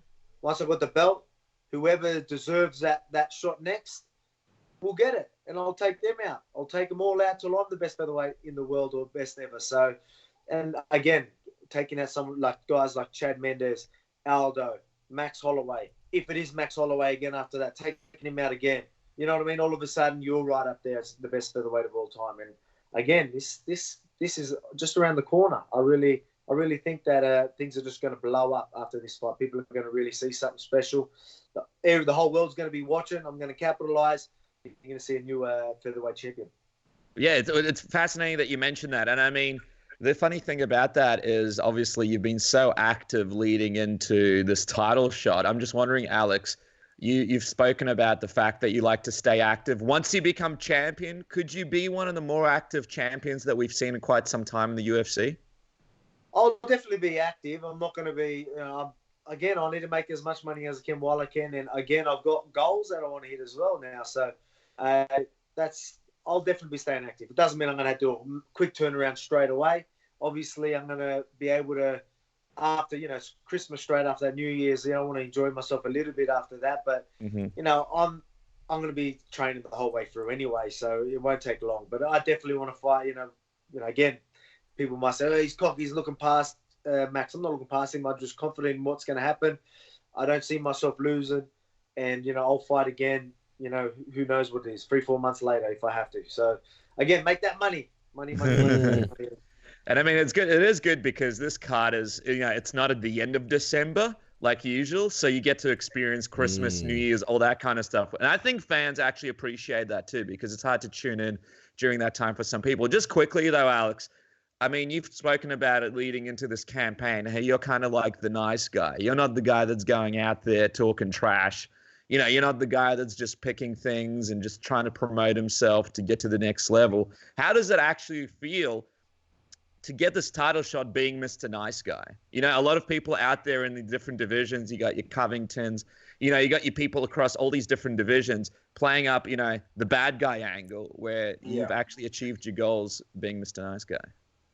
Yeah, well, look, man, there's some people that they do it and some people are good at it. Some people are horrendous at it and they still do it. But you know what I mean? It's just, look, everyone's got their things that they want to do. Look, a lot of people think, I'm Mr. Nice Guy. Like, obviously I'm a respectful guy. I'm not just going to say, but I mean, it doesn't mean I'm not going to tell Max I'm going to put his head through the canvas. No, nothing bad about it. I'm not being disrespectful that way. I mean, but I need to win. And to do so, I need to punch him in the face, plain and simple. So, and I'm going to be defensive as well. A lot of people got to realize if someone's going to start talking trash, I ain't just going to stand there and cop it.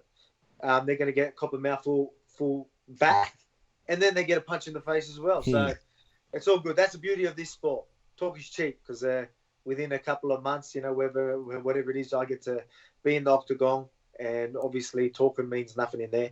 And action speaks louder than words, as they say.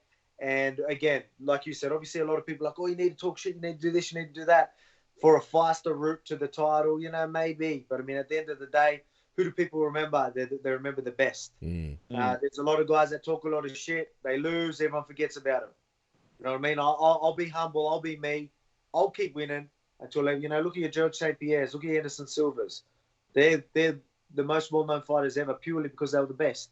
That's just how it is.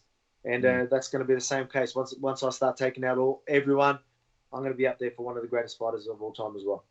Yeah, and I actually think, you've sort of carved out a bit of a niche because for a long time, people thought, if I just talk trash, I'm going to get somewhere and get a few wins, whereas you took your own path. And I mean, it's not like you talk trash, but you're like a really real guy and, you don't try and do things that aren't you. So I think it's sort of a good case for a lot of guys moving up in the division. But just quickly, before we get off your division, I have to ask, we saw with this whole Conor McGregor thing, his coach wants to see Conor McGregor fight Frankie Edgar. I'm just wondering, what are your thoughts on a Conor McGregor-Frankie Edgar fight? And I mean, potentially even fighting Conor McGregor once you win the title. Mate, who, as they say, who wouldn't want that fight? Obviously, it would be silly not to. Imagine taking out, again, like his name's always going to be up there. Take him out as well. Then, you know what I mean? And again, I'm talking about being the pound-for-pound number one, best featherweight of all time. The only people that people can even question, if I take them all out, that's it. I'm the man. So, but I mean, obviously, we're talking money if you take fights like that. So, I wouldn't argue with that. Frankie and Conor, I've seen that as well. I've seen Jon talking about that. I don't know. We'll see. How many, mate? I think he's just trying to. Do you think Conor could get past Frankie at this point? Could he? Yeah. I think he can. But I mean, Frankie's no easy fight for anyone. Again, I've got a lot of respect for Frankie, but obviously, I still think Conor could find the chin, and that's all it needs. They only need one shot, so he definitely can happen. But again, we'll see what happens because you're seeing him throw heaps of things. You see so many things he's saying. There's times he's going, "I'll have a blessed holiday." And have this and have that. He's just trying to stay relevant, you know what I mean? Look, he's a smart man. He knows what to do, but at the same time, I think everyone's over it. He's not going to be fighting this year, I guarantee you that. I know he's talking about definitely some people have been talking about him fighting before the year's out, but that's definitely not happening. But I mean, hey, let him fight someone. I'll have the belt, and I'm the man on top. If he really wants that, I'll take him out as well. But you know what the funny thing is, like you mentioned that he said, oh, have a blessed holiday, and he's sort of talking about a lot of fighters. I don't think he's really ever mentioned you. Like, you haven't really been on his radar. He's sort of, I don't think you'd be looking forward to it, but I imagine UFC 245, when you win the title, there'll be a lot more, he'll start tweeting and social mediaing you, and he's sort of prepared for that whole aspect of it. Conor McGregor, Volkanovski sort of tweet or Instagram off. Yeah, maybe after win the belt, Maybe, Yeah. And I'm a realist. Right now that, maybe, a lot of people are, but like, probably, obviously I'm not your Conor McGregor. I'm not your Max Holloway. You know what I mean? There's guys that have been at the top for a while and everyone knows them, but trust me, everyone will know me December 14th, and then I'm going to be the man. I'm going to be the man to beat. I'm going to do it in a wild fashion, and everyone's going to jump on board.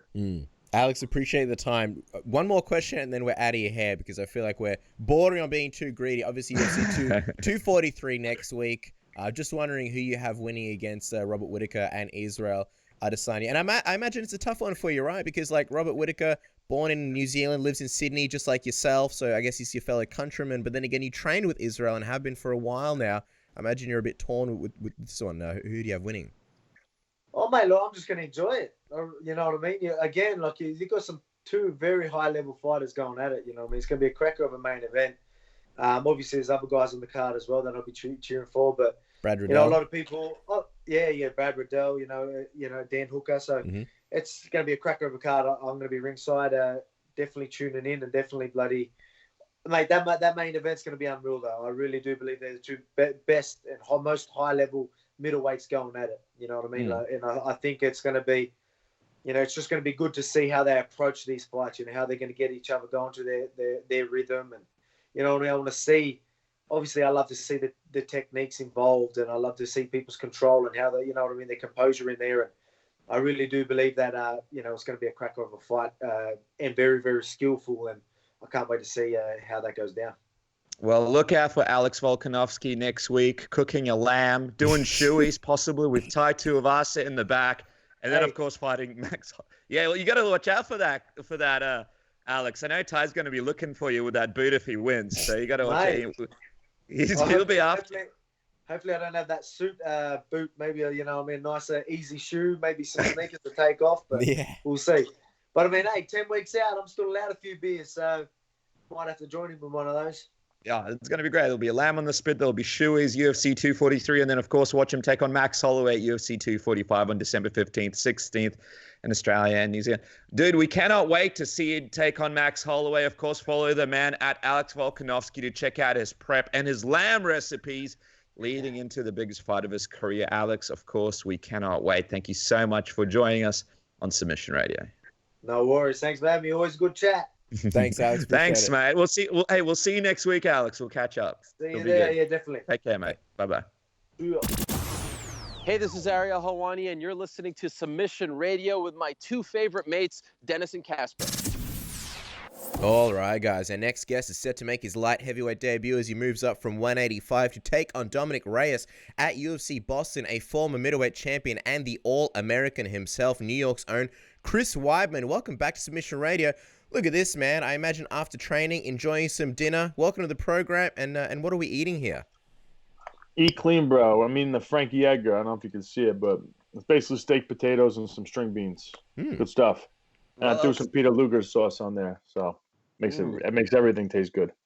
Well, I was going to say, I mean, you're 1 month away from your big debut at 205, and it's good to see you eating well, Chris Weidman, because we know that middleweight cut was a tough one for you for a while. How different does it feel to be able to sit down, enjoy a nice meal, and be at camp at this point leading into a fight compared to a fight leading into 185? It feels way better. Just way less stress, because I was constantly always worried about my diet and getting my weight down every day. And I had different goals every single week. And, to maintain my weight at certain points and then also to bring it down. It was always like a stressful thing. And now to just kind of be able to focus on my techniques and focus on the fight ahead of me, it's kind of like what I love to do. I love to compete. I love to prepare. And so just, one less thing to worry about. Can you sort of pinpoint or a lead into a fight where you were like, damn, I'm focused more on my diet than I am like being able to focus on this technique? Like, when was the first time you realized this is sort of messed up? I'm focusing too much on the wrong thing here. It wasn't really like I had that moment where I was like, I'm thinking about this too much, because I'm a positive person. So when I was cutting weight, I always used the fact that I was cutting weight as a way to distract me from the fight, to where, like, I kind of take my mind away from it. And that would be the kind of a positive way to look at the weight cut. But now that I'm not cutting weight, there's a lot of positives too, like eating, steak with Peter Luger sauce. Yeah, it's funny that you use like a weight cut as a way to look at it positive. That's very much a sort of silver lining. I don't think too many people use weight cuts as like a tool of positivity. But I was going to say, well, it was just I had to be so focused to cut weight and to be disciplined that it kind of took my mind away from fighting a little bit. And it was nice, not to have my mind focused on it all the time. But now I'm very focused on it, and I feel good about that. Just, I guess, to paint this picture and sort of like, begin this story, when was the moment that you made the decision and said, all right, you know what, 205, this is going to be happening now? Because I feel like people were throwing this idea at you for a long time, us in the media, fans, like, what if Chris moves up to 205? When did you make that decision? I think it was kind of gradual. Obviously I lost my last fight at 185 to Jacare, and I had injuries. And during the time of being injured with, I had a neck surgery. During that time, I was just kind of reflecting and thinking about what's the best place for me to go moving forward in MMA. And I think the weight cut in my last fight, it was tough. Like the last couple of pounds, it kind of really took a lot out of me. And I just thought, I always felt like I could compete at 205 and do, big things. And I just thought, why not? I've had all these injuries, and I think a lot of it was because I was depleting my body so much of the nutrition it needs. So I figured, keep my body stronger, eat healthy, and, focus on my health. And, the weight cutting I was doing wasn't helping with that. It wasn't helping with my health. So I just kind of was like, you know what? I think it's a good time to go up. I mean, given how you feel now, do you almost regret not doing it sooner, or do you think it was something that you needed to go through before sort of making this decision? I don't regret. No, I don't regret not doing it sooner. I mean, if I could paint everything the way I would want to and like redo my whole story, I'd have no losses. I'd defend my belt as many times as I decided I wanted to, then go up to 205 and win the belt up there. And that was the goal. And then next thing you know, you had a loss, and then a win, and then a loss. And, curveballs and setbacks hit you. And I kind of had to get rid of that plan and start with a new plan. And the goal was always to go eventually up to 205. And it kind of just happened in a different way than I initially expected. But it's all good. Well, and going with that positive mindset, I guess that's kind of what champions are made of, right? The guys that go through that adversity and that are able to adapt. But I'm sort of wondering, like, as a middleweight going up to 205, what do you reckon, would be some of your best attributes for that weight class, as far as, maybe size or speed or things like that? What do you think you present well as a light heavyweight? Well, I've never really had a problem with, like, being weaker than guys, like, when grappling and in any of those situations. So I actually never really cut weight when I was in college, and a lot of guys were always bigger than me. But I found ways to win. But I think up at 205, I think pace in wrestling and my jiu-jitsu, I don't think there's anybody up at that weight class that really could bring the wrestling, jiu-jitsu, and my pace like I do. And obviously being healthier up at that weight, you would expect that I would be able to hit harder, and I've always kind of had heavy hands. So I'm hoping they would be even heavier at 205. So I think I'm super excited about this, and I got a perfect matchup. A really tough guy, big strong dude who's athletic, and he's undefeated, and so I'm excited to go out there and do my thing. I mean, speaking of Dominick, you mentioned it. He's undefeated. He's a guy that's highly ranked. He's a guy that's really been doing it in a division for quite some time. How did you come to fight him? Was it someone that you requested? Was it one of the names the UFC presented to you? And sort of how do you feel about making your debut against someone as tough as him? No, it's pretty much what was given to me. I didn't ask for him. He wasn't on my radar really. I didn't know who I was going to get at 205. I just told the UFC I wanted to go up and I want to fight in October sometime and whoever you guys think. And they gave me Dominick Reyes. And did you ask me anything else? No, well, I was going to say it doesn't hurt that the guy's ranked so highly in the division. I mean, what was your reaction when you saw that? Hey, not only am I making my debut against, obviously a very tough guy like Dominic, but also it doesn't hurt the fact that he's ranked pretty highly in the division. A lot of people believe this is a guy that should be getting a title shot very, very soon. Mm-hmm.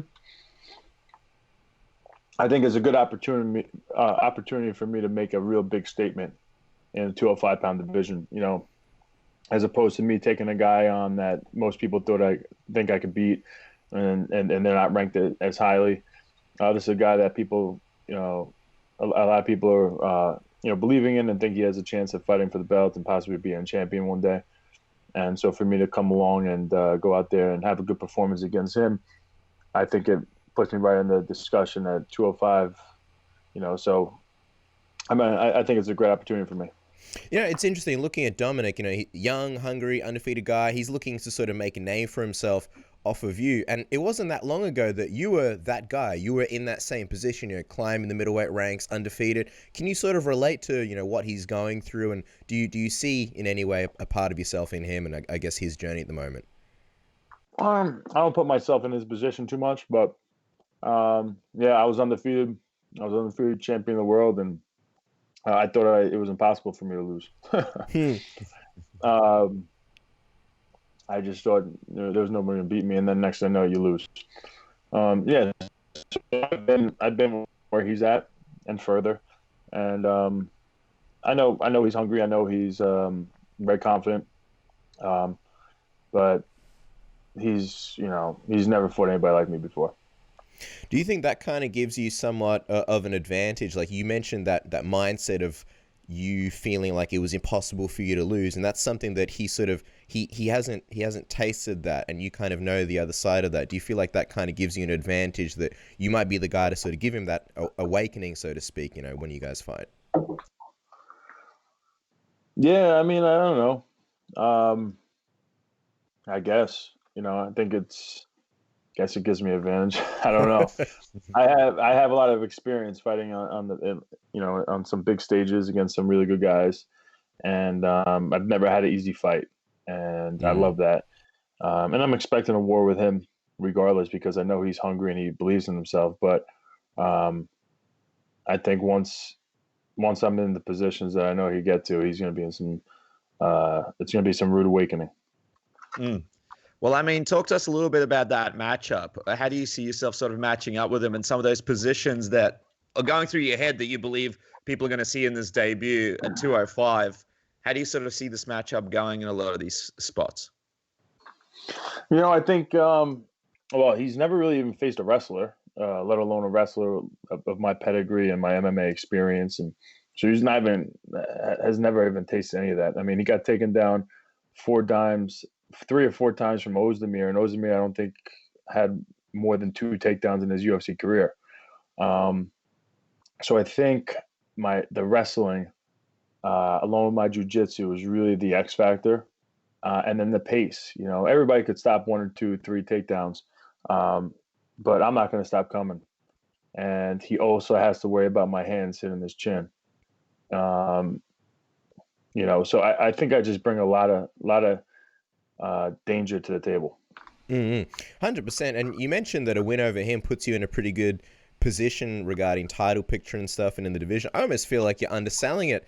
You've sort of got everybody who's ranked above Dominic has already faced Jon Jones and hasn't been successful. So theoretically, if you beat Dominick Reyes, you're in a great position. Where do you think it sort of puts you? And you mentioned how you've never had any easy matchups. Are you looking to get comfortable in the division at all? Or do you feel like you're ready to challenge for the title, at the moment? You're ready to fight Jon Jones now, assuming everything goes to plan? No. It doesn't matter the division. I'm comfortable against anybody inside that cage. And obviously Jon Jones being the champ, he's the guy that I'm gunning for, and he's the guy I always kind of wanted to fight. When I was even 85-pound champion, I knew at some point we were going to fight, and so I see that at some point. I don't know if it's going to be directly after this next fight. I mean, I'd love for it to be, but I'm focused on Dominick, and we'll see what happens. You know, I got to go out there and just make a statement, and we'll see what the UFC wants to do. 100%. I'm just wondering, because you said that you've sort of eyed Jon Jones for such a long time, what would be sweeter for you and more rewarding? Being the guy to beat Jon Jones, given that no one's been able to do it, or becoming world champion again? What's kind of the bigger incentive? Being the guy that shocks the world, not once but twice, against what people think are the greatest of all time, and against people that think, against someone that most people think can't even be beaten. And that's where Anderson Silva was when I fought him, and this is where Jon Jones is right now. And so that motivates the hell out of me. That's the legacy I want. Wow, you bring that up, and that's a great point. Imagine that, the man to beat Anderson Silva, the man to beat Jon Jones. And I mean, Jon is dealing with a bit of criticism. Some people think he's slowing down a little bit in his last couple of... And finish. Yeah. Well, don't forget that. Yeah, exactly right. So Jon is experiencing a bit of controversy, Chris. Some people say, oh, you know, he's not the same fighter he was. Oh, we're not very impressed with some of his performances. Some people believe Santos beat him in that last fight. Where do you sort of see him at this point in his career? Do you believe he's as dangerous as he was a few fights ago, or are you on the sort of side of some of those people who think he may be slowing down a little? I don't think he's looked that good. I don't think he's looked as dangerous. He's not finishing. And I see there's definitely, you know, he's great, you know, but I see there's definitely holes in there.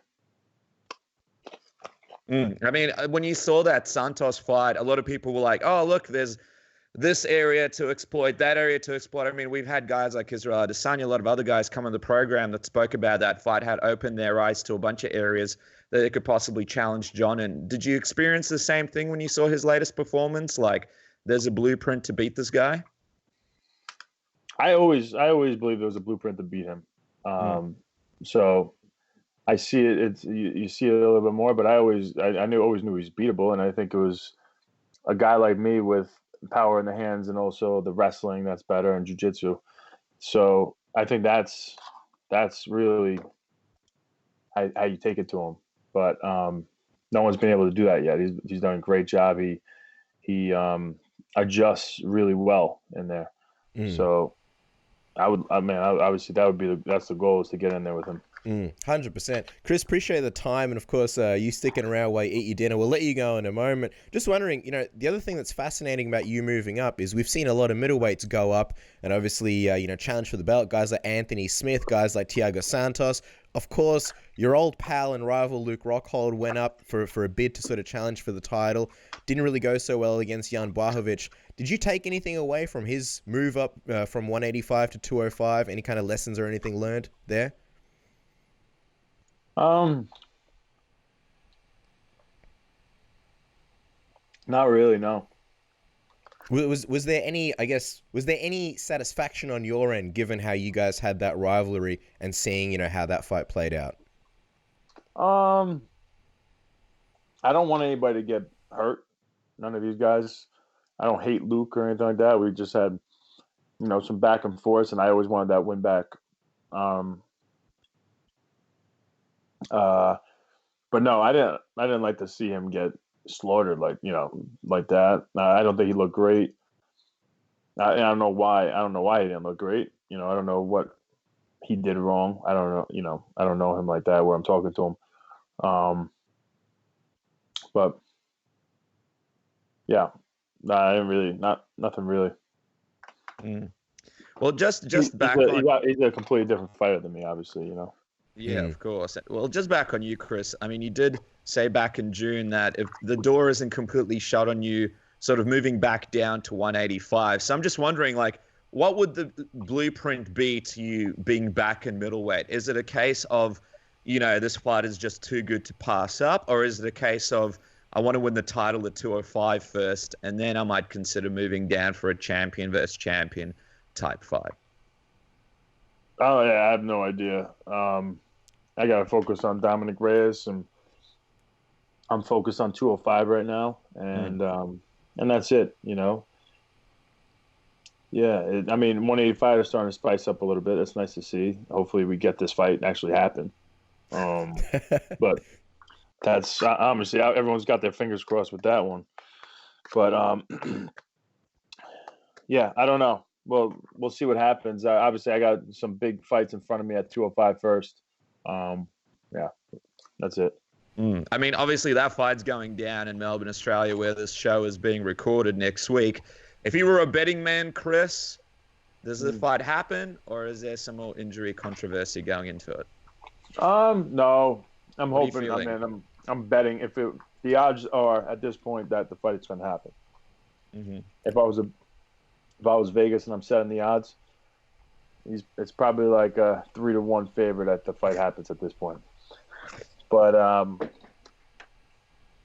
yeah, was it? Was that the only question? Yeah, because I was going to ask you, obviously, Israel is building himself to be sort of a champion himself. Even though he's the interim champ, he's saying, look, I fought more than Rob has over this time period. I believe I'm the champion of the division. And Rob has obviously had the worst luck with some of the injuries that he's experienced. What are your thoughts on Robert Whittaker as the champion? And, the fact that, he has been inactive due to an unfortunate amount of injuries. Yeah, no, Whittaker, no doubt, is definitely the champion. You can't take that away from him just because he had some injuries and he didn't get stripped of the belt. So he's the champion, without a doubt. Adesanya obviously is a star in the making, and he's been killing it. Amazing, showed a lot of heart against Gastelum in his last fight. And we knew he was talented, but to see that heart out of him is definitely a proponent that is a necessity to become a champion, and he showed that. So I'm excited to watch that fight. Who do you have winning that one? I know it's a tough one to predict. I love Whittaker, man. I love the person he is. I love how humble of a champion he is. He showed crazy toughness in all of his fights. He's just a great dude. I've met him a couple times. Adesanya, I've had a little beef here and there, but he's a nice kid too. And they're both really talented. They both have now shown that they're tough and they can push through tough situations. That being said, Whittaker is definitely, he's a stand-up guy, but he's not really known for his power. He has some finishes, but he's not like a guy who just, is finishing everybody. He could outpoint you. He gets you to run into something if you make a mistake. He doesn't really use the wrestling and jiu-jitsu. And Adesanya, I don't know. I think he is a little bit more of a threat on the feet than Whittaker is. And so if they're going to be standing there for 5 rounds, I'm going to take Adesanya in that fight. I mean, Gastelum did do great. I mean, Gastelum was right there just on the feet, and he's more of a wrestler. And he was back and forth with Adesanya in that 5-round war. So it's funny how MMA works, because if it was just a straight kickboxing fight, it's different. It's amazing how there's the differences, and it's really hard to explain. I'm wondering from your perspective, as a phenomenal wrestler yourself, what do you think of Adesanya's takedown defense, and how I don't want to say easy, but how gettable do you think the takedown is on Adesanya? Because I know Rob's BJJ coach and grappling coach recently, Alex Prades, was talking about how Rob's wrestling is underrated. He wanted to compete in the Commonwealth Games actually on the wrestling team, and I'm wondering if Rob's going to use a lot more offensive wrestling in this fight. Do you think that Adesanya's takedown defense has evolved to the point where that could be a tough one for him? I think if Whittaker's smart, he uses wrestling, and it's not going to be one of those things where it's like 1 or 2 takedown attempts and you have it. I think Adesanya's got good enough takedown defense, and especially against a guy like Whittaker. I know he's got good, pretty good wrestling, but it's going to be hard just to take that Adesanya down easy. And if he's willing and he has the cardio to, push through on multiple takedown attempts and work him on the cage and play that game, I think that's actually definitely a key for him to have success. I mean, his Brazilian Jiu-Jitsu coach just said this week that he believes Robert Whittaker could be a GSP 2.0. You're a guy that knows GSP well. Do you think Rob could reach that level with a skill set? I don't see him doing that unless he's really starting to struggle on his feet, you know? And I'm not saying in this fight. I'm saying in general in his career moving forward, unless he's starting to really not look too good on his feet, is he going to turn into a GSP type guy? And I'd like to see that first before I believe it. You know, that's a GSP. GSP did amazing with his MMA wrestling and did against so many guys, and he was consistent with it. So maybe Whittaker has the ability to do it in the room, but to be doing that in big fights, it's one of those things you can't say it, you can't talk it, you gotta do it. What do you? I promise we'll let you go in a moment, Chris. I'm just wondering about Paulo Costa. He's flying down to Melbourne. He's going to be their cage side, and he's sort of the new contender, it seems. Have you been impressed with him lately? Do you think he can sort of make a dent in that division? Do you think he's a threat for either guy, Rob or Israel?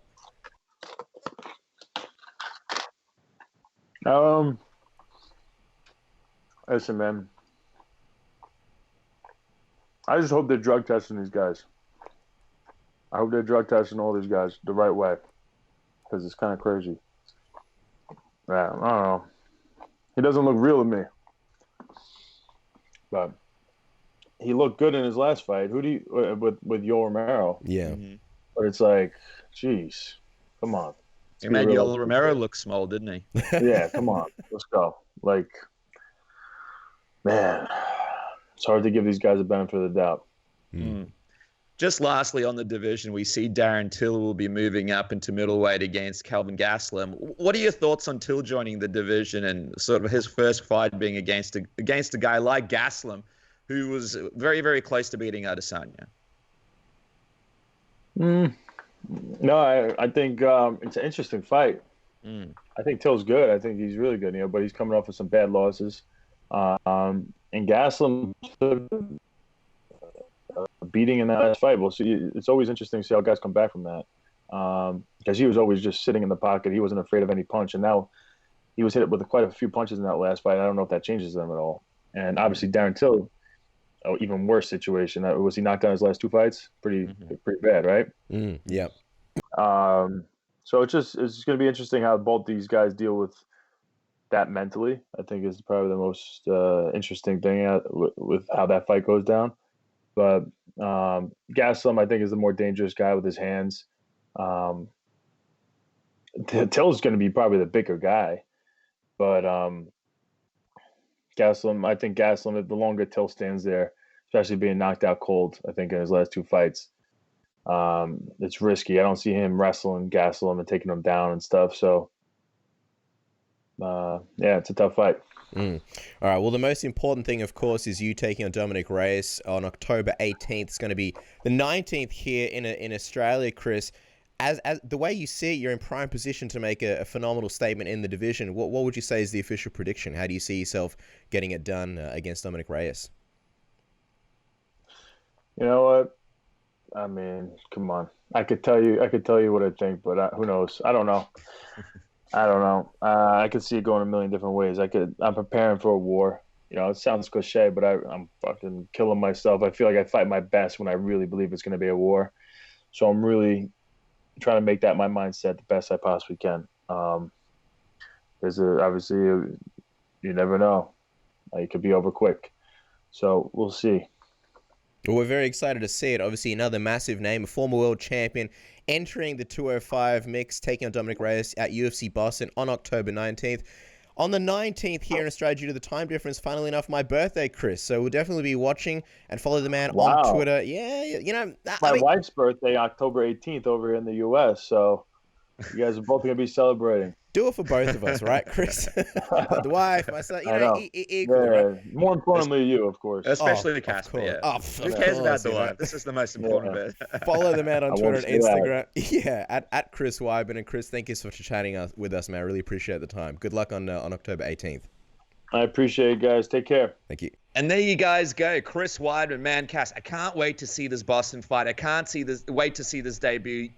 I mean, 205 right now is on fire. So I can't wait to see what Chris can add to that division. But guys, with that, that is the end of the episode. A big thank you to Tank, Abbott, Chris Weidman, Alex Volkanovski, Luke Thomas for being on this program. And just quickly, you meant if you're watching it on YouTube, you see all the Batmans behind me. Happy birthday to Batman, one of the good guys over there in the DC world. We love our Batman, don't we, Cass? So can't wait to see this Joker thing. And of course, as you could see behind me, I don't know if you could see the pop vinyl from the animated series, but I mean, what a series.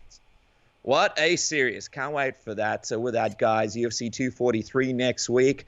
Look out for the Dark Nights of MMA Media, bringing you all the content that you need, all the content that you deserve, all the content that you need. And with that, we will see you guys in Melbourne next week.